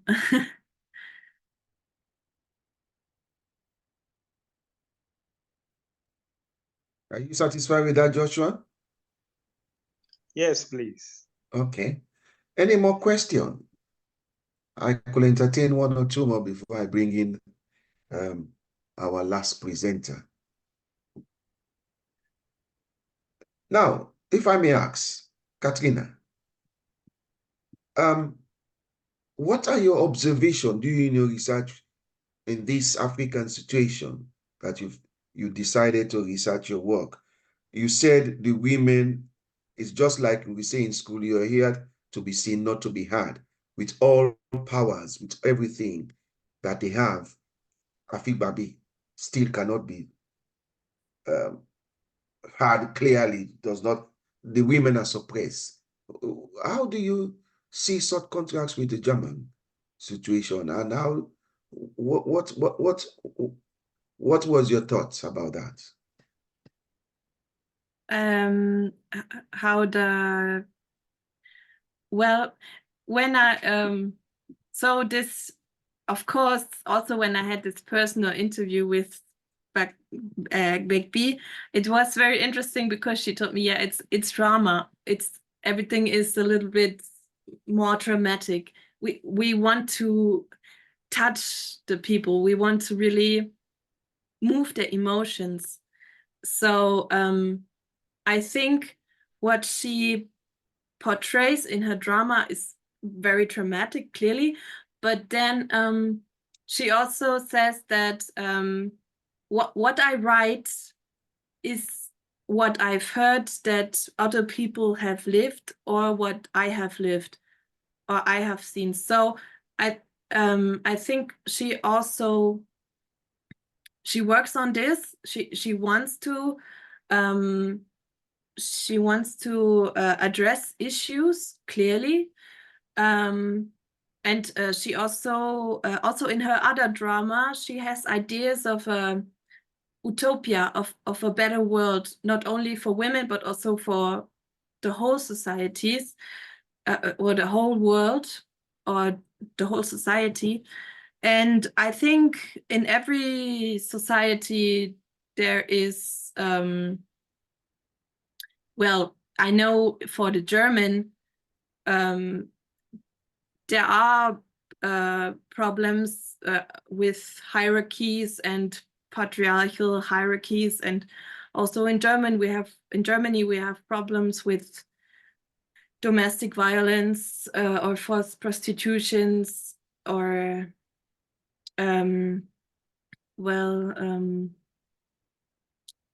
child marriage, and polygamous marriages are not very common in Germany, so that's another thing. But clearly there are problems like this everywhere, and I think it's a very important work that Afik Begbi does here. Right. Thank you very much. One more time again, I want to say thank you very much on behalf of AfTA, and this is the start of our symposium, of course, meeting, and of course, I think formally inviting you to become member of AfTA. Thank you. Yes. Okay. Right. Ladies and gentlemen, we are doing very well for time, and it's 19:01 now. We plan to finish at 19:30. So I want to take this opportunity to invite our last presenter, Mojisola Karim is an award-winning director and founder of Utopia Theatre, a leading African theatre company based in Sheffield. She is an inspirational creative storyteller and theatre maker. Mojisola's recent work includes the imaginative adaptation of the hugely popular storybook Anna Hibiscus, song and stage of All Our Goals, an inspirational community-led production. She will be presenting on the title Digital Theatre and an Evolving Aesthetic of African Theatre in Diaspora. Ladies and gentlemen, I present to you Mojisola Karim. Unmute yourself, please, Mojisola. Unmute. Thank you, David. Yes, thank you. Thank you, David. And thanks everyone for joining. And thank you, AfTA, for organizing this event and for inviting me to participate and present a part of my ongoing thesis as a PhD scholar. My thesis is a research-based dissertation looking at one of my productions. And just to give you a flavor of what it's about, I'll be asking that a video trailer, it's a very short video trailer, is played before I speak to you about it.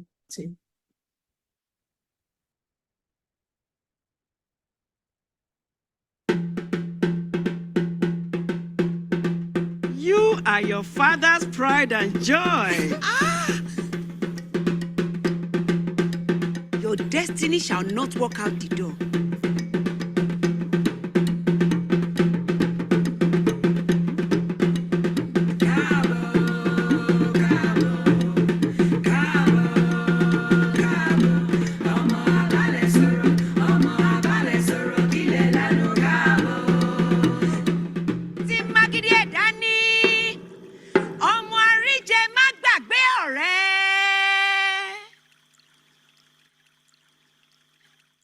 Okay. Thank you very much. Yeah. So the title of my thesis is Digital Theatre and the Evolving Aesthetics in African Theatre in the Diaspora. And as I originally mentioned, my dissertation is the written component of a practice as research-based investigation into my own experimentation with theatre form and how the experimentation derives from African expressions and aesthetics. And I'll refer to the trailer that you've just seen has some excerpts from the production itself, which was captured and then distributed over a period of time online. And this is the production of Here's What She Said to Me, which was written by Oladipo Agboluaje. So the production itself is, it's an autobiographical story that follows the lives of 3 generations of Nigerian women. And it begins with Agbeke, the grandmother, who was sent from Nigeria to London by her parents in the 1960s to pursue a law degree. Coming from a very strict Christian family, Agbeke meets and falls in love with Korede, a Nigerian man from Ibadan and a Muslim. Agbeke abandons her studies to support him through his education, resulting in her being disowned by her parents. They get married and have 3 children. However, upon completing his studies, Korede returns to Nigeria to prepare home for the return of his family. But when his family then returned to Nigeria, as in when his wife and the children were taken back to Nigeria, he then reveals that he's married a second wife during one of the visits to Nigeria. Agbeke is heartbroken following mistreatment by her husband because she did not bear a son, and without any family support, she becomes depressed and neglects her children. The second wife bore Korede a son and usurped Agbeke's position as the first wife. Agbeke's mother, who was also subservient to her husband, plays a role in shaping Agbeke's experiences. Omotola, Agbeke's daughter, later comes to the United Kingdom and meets a man here as well. However, she discovers that he's lied about who he is, about his immigration status, and other things. And determined to break the cycle of lies and abuse, Omotola decides to leave him and also makes a decision to not be subservient to any man. The story continues with Omotola, the third in the generation, a British-born Nigerian daughter, who, when it comes to getting married, expresses a desire to become a housewife. A mother who's unhappy with this choice tries to avoid the cycle of submissive women in their family history. She attempts to change her daughter's mind, emphasizing the importance of not putting her life in the hands of a man, and that's where the conflict in the play exists. The play explores themes of tradition, gender roles, the struggle for independence within the context of 3 generations of women in a Nigerian family, but also touches on the darker sides of the experiences of womanhood, sexual assault, abortion, infidelity, and miscarriage, whilst addressing other complex societal issues and provoking thought, and also asking for positive change from some of the issues raised within the play. My study looks at the influence of digital technology on the production of Here's What She Said to Me, and examines the responses and behaviors of audiences who attended the show both in person and who also viewed the production in a digital format. And my question is really about how digitally captured productions and its archiving can shape the aesthetics and perception of the work. Digitally capturing African theatre productions and archiving them can have a significant impact on shaping the aesthetics and perception of the work in a way that allows for its preservation and documentation of performances that might otherwise be lost to time.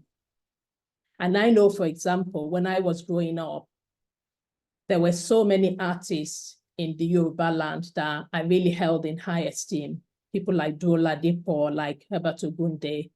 And I know that now when I try to find archived material of their work, they're just not available. And even when they're available, they're in very, very terrible condition. I believe that documenting and archiving the work would create a historical record of African theatre, ensuring that important works are not forgotten and are accessible to future generations. Digital archiving makes African theatre productions also accessible to a global audience, and this can help to challenge stereotypes and misconceptions about African culture and also provide a platform for African voices to be heard on an international scale. It can also facilitate cross-cultural exchange and understanding. Archived productions can serve as valuable educational resources for students, scholars, and artists. They can be used to study various aspects of African theatre, including performance techniques, storytelling, traditions, cultural practices, and historical context. This can also lead to a deeper understanding and appreciation of African theatrical aesthetics. Digital archives can also be used to promote African theatre and the richness and diversity of the cultural and theatrical traditions. We can use this to capture the evolution of African theatre aesthetics over time as well. By documenting different production styles and influences, they can show how African theatre has changed and adapted, challenging the notions of a static or monolithic African aesthetic. Digitally archiving African theatre productions can empower artists, providing them with a platform also to showcase their work and reach new audiences, and thereby increasing visibility. One of the questions that is being posed within the thesis is whether the experimentation with the form of African theatre is more significant in our digital age because of the COVID-19 pandemic. I'm sure you would all agree that the COVID-19 pandemic makes it quite clear to theatre and to live art practitioners that a point could well be reached when digital work may be the only way forward if indoor theatre is ever again compromised. Apart from historical anomaly the type of experimentation that I am exploring is also about finding ways to challenge the problematic nature of making theater within a structure that feels like it does not support and see the need for the type of stories that I feel are necessary to tell and the type of audiences that I feel are necessary for us to reach within the African diaspora context.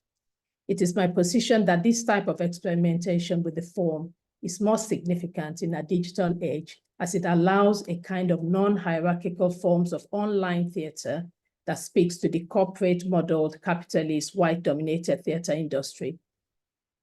It can also replace and reform existing broken systems that we currently have in the United Kingdom that is reading with structural and systematic racism, misogyny, and questions around accessibility and who theater is for. There are two thinkers who have articulated the issues in this area. Sociologist John Holloway in his book, Crack Capitalism, 2010, and Stuart Hall in his essays collected and edited by Kobina Mercer in The Fateful Triangle, Race, Ethnicity, Nation, 2017, that the struggle to stay within the system perpetuates capitalism itself and its commitment to labor subordinates to the demands of the market, and that there are deadly consequences to the contemporary politics of identification that reinscribe systems of power rather than wrestle the discursive terms reflective of such power. The opportunity to stream and capture the live performance of the production of Here Is What She Said to Me, and the responses of online screening prove that theater's greatest asset, liveness, can possibly be retained in the digital world. One of my areas of research is whether there is something in the form and dramaturgy of African theater that allows its liveness to be retained and translate to the digital world. My theater work is about developing and promoting writers, performers, and artists from the African diaspora. And I do this by collaborating with writers, actors, musicians, filmmakers, both from Nigeria and from Ghana. I commission new plays and music having elements composed from West Africa especially. And I teach actors the Yoruba language, traditional songs, I teach them proverbs. And the reason why I do this is to try to retain some of the culture and tradition of the Yoruba people. That's where I'm from. Everybody has their own responsibility. I take responsibility for what I know that I have knowledge of. And the idea behind it is to try to continue to retain some of these ideas so that they are never lost. The ones that we cannot document, I think we need to find live actors and continue to teach them all of these things. Teach them the songs, teach them the proverb, teach them the dance, for example, the Bata dance, because these are not things that are taught in theater schools in the United Kingdom. I support writers to conceive their ideas and create a space for co-writing and collaborating and research. We have a space here in Sheffield, and we use this at a theater lab, and we want to continue to use it at a theater lab for the community to meet up and to continue to teach them about their African culture. Yes, people have to leave Nigeria, they have to leave Ghana, they have to leave all of these African countries because of terrible leaders, but that doesn't mean that they have to lose who they are. They don't have to lose their culture, they don't have to lose their tradition. So yeah, that is the basis of my dissertation. You can follow the work of Utopia Theatre by going to utopiatheatre.co.uk, and you can subscribe to our newsletter. Our next production is Death and the King's Horseman by Wole Soyinka, and it will premiere on the Sheffield Crucible stage on the 3rd of February, 2025. Thank you so much. Wow, fantastic. Can you put those information on the chat, please? Yes, I can. Right. What can I say? Ladies and gentlemen, you've had a presentation of award-winning actress, playwrights. Just a moment.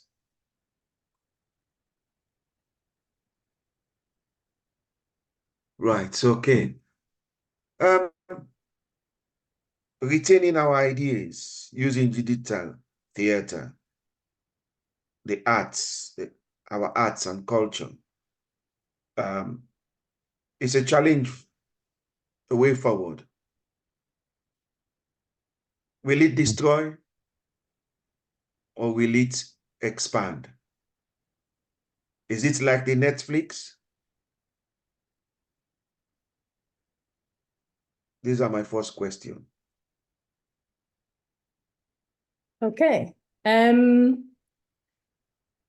I think that's a question that's preoccupied a lot of people for a very long time. But research has shown that the audiences for live theatre and the audiences for digital theatre are actually slightly separate types of audiences. There's no evidence yet that having live digital theatre has anything to do with disturbing audiences coming to the theatre. In terms of Netflix, I think live theatre, when you watch, so the captured production of Here's What She Said to Me is on YouTube.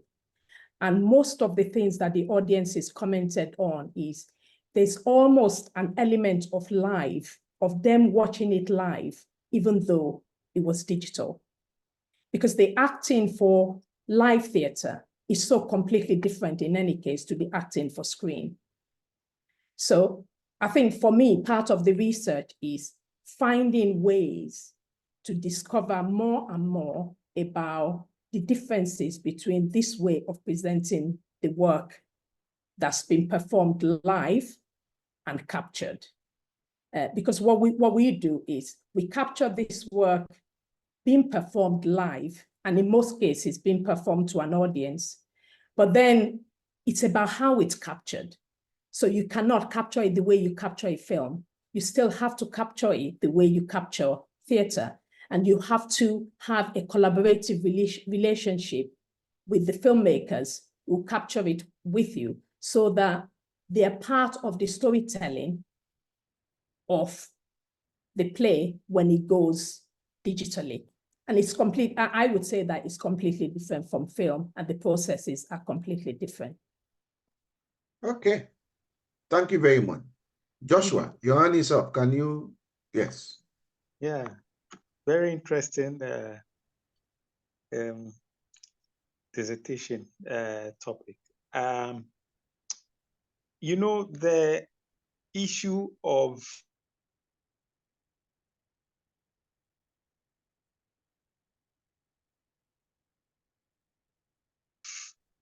media, like trying to digitize or capture and then store some of this theater performances. People have raised questions about it, just as Prof. Davis just said.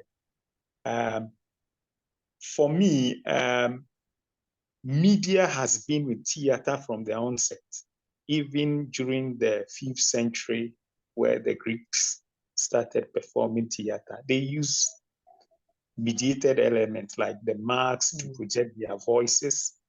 And also they use mirrors to reflect sunlight if the theater, the amphitheater are becoming dark. So some of these elements are with us. I think that there is an article written by Professor Peter Marks and then Prof. Tracy David about critical media history, which talks about how critical media history is going to bridge the gap between theater and performance. I think that your research has come at the right time to also raise some of these questions about the need for us to capture some of these important theater performances, store them for the generation unborn to also have access to. And two, I think when I saw your trailer, the piece that you played, I realized that you love warm colors, yellow, wine. You are even in wine outfit and your glasses too. So they were very colorful. So I wanted to find out about that too, the costumes, all that. Thank you. Thank you. Right. So yeah, I mean, I'm in our creative hub in Sheffield, and I wish I could show you the colors. It's red, orange. Ordinarily, I'm a bright, colorful person. It's just bringing, and it's what I wear. It's what I wear, and it's the type of work that I like to make. And even the production of Death and the King's Horseman, part of what's attracted me to it is the beauty of the world that Wole Soyinka paints on the page. And for me, the interest in that work is trying to bring that work to life. So yes, I don't know what more I can say about. I love colors. I love colors because that's kind of what I grew up around. I grew up around a lot of adire, a lot of Ankara, a lot of just fabric that speaks to the roots of culture and tradition. Right. More questions? Shali and others? Hi, everyone. Sorry for joining late. I totally forgot about it. I'm so sorry. Never mind. You are here with us. Are there any more questions? Views, comments? Mojisola? Yes. Using different art form as the theme for this, different art form to address all those different issues. How do you see, because one of the key factor now, addressing social racial degradation, how do you see that being addressed with your theater approach on a digital form? So it's only after I'd sent this video to Oladipo actually that I thought that there was another video that I should have shared. So the story that these three women tells, this generational story that they tell, the play, after I finished at Sheffield Theatres, actually went on a tour of 21 venues all around the United Kingdom.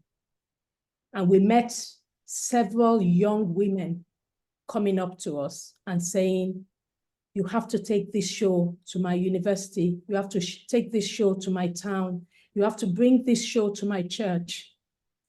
Because all of the issues that you've raised within this play are things that are happening to our young women these days. Somebody meets somebody online, they have no idea who this person is. The person sweet talks them. This piece is an autobiographical piece based on my life story. And I've dictated this life story to Oladipo, who's then written a play about it. So I know for a fact that the experiences that are described by these women, even those that have gone back to the 60s, there were women in the audience that were like, that's my auntie. That's exactly what happened to my auntie. That's exactly what happened to my mom. I know uncles that are like these men that you describe in this piece. There were men that were very, very angry. At Akola Theatre was a very prime example. That Oladipo, some of them went to Oladipo and said, why would you write something like this about us? And Oladipo said, is it not true? Is there anything that we've written in this piece that is not true? So as artists, we're always in the middle of politics. The play doesn't have to say, this is what it is.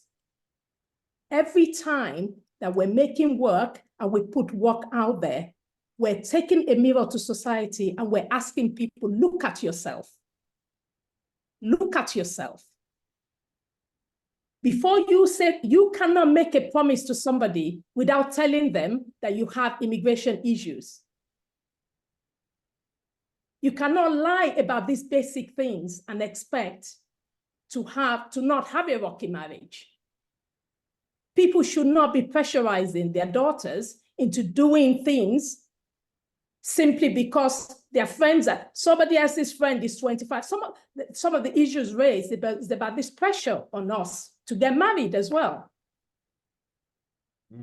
These pressures on women to be this or to be that. This pressure on women that even when they're in a terrible marriage, they must not get out of it because it's just not the same thing to do.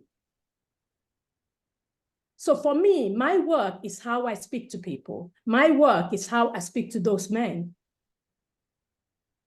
And the men, eventually, when they have, so part of it is I never make work that doesn't give an opportunity for a panel discussion. There would always be, because that is the beauty of making the work, is allowing people an opportunity to debate the issues that are raised within that play. So I don't know if that answers your questions, but Absolutely, absolutely. Well, Dr. Shola Adeyemi, our president, and is up. Unmute yourself, sir.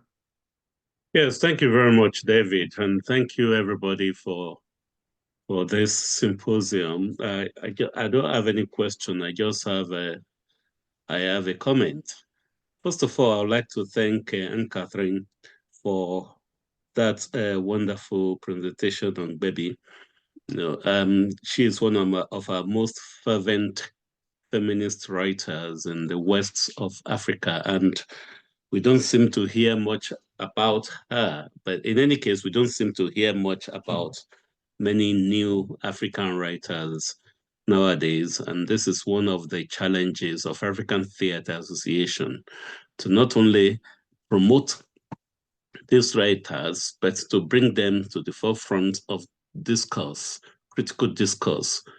There's no point in wanting to talk about African theatre nowadays and still be looking to the works of Oyonombia or Wole Soyinka. So thank you very much for that.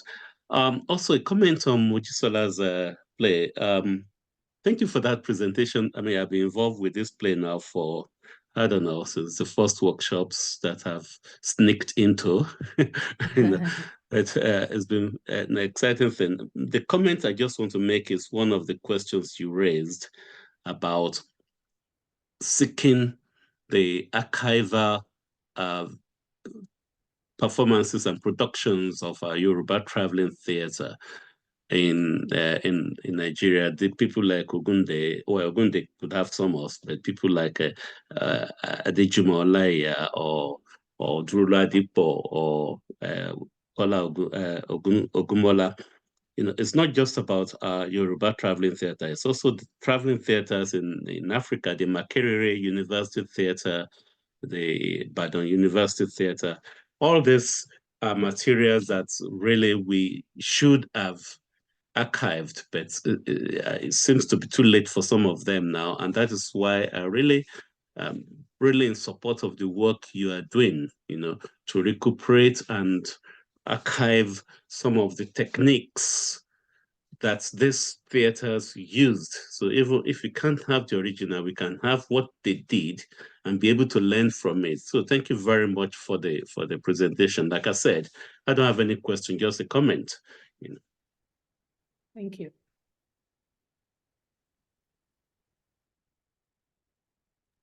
David, that's me done.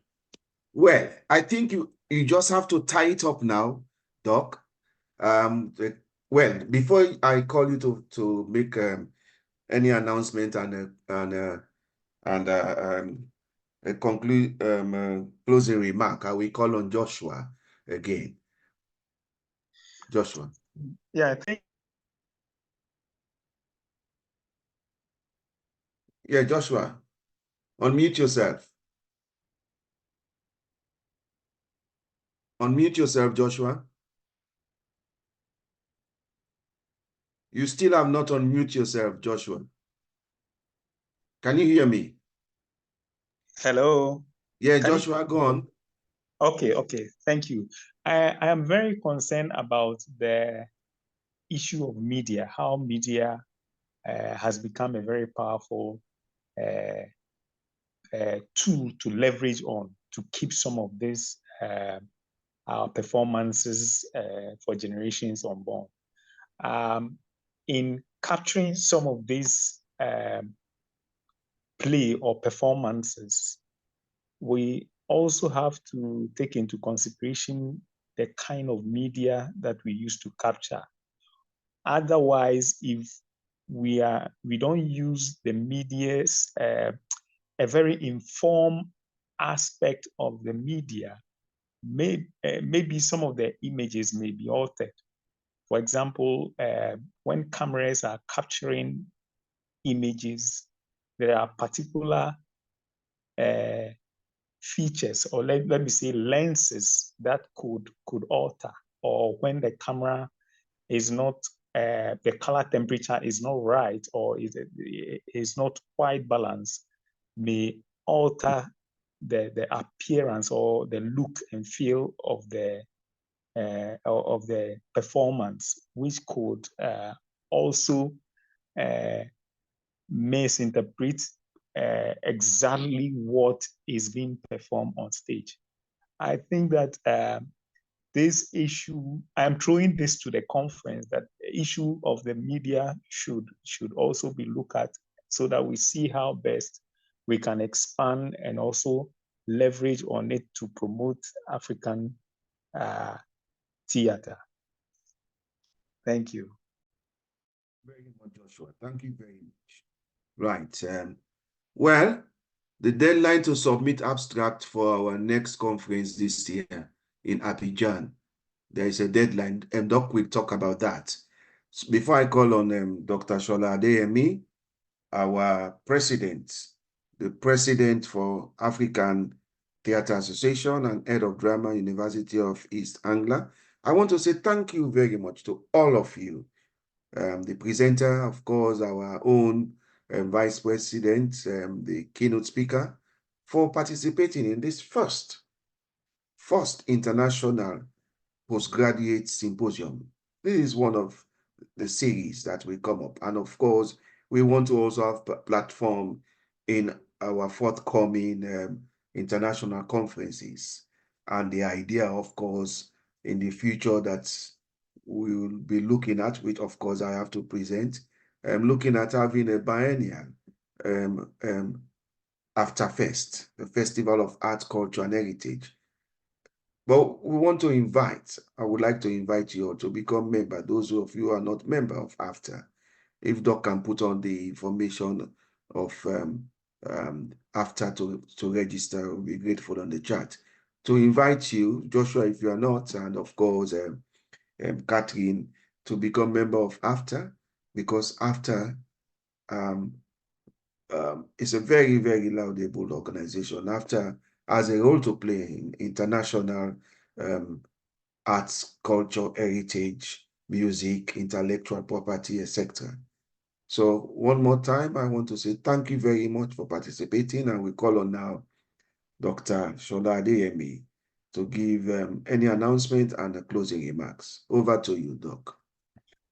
Yeah, thank you very much, David, for convening and hosting this symposium.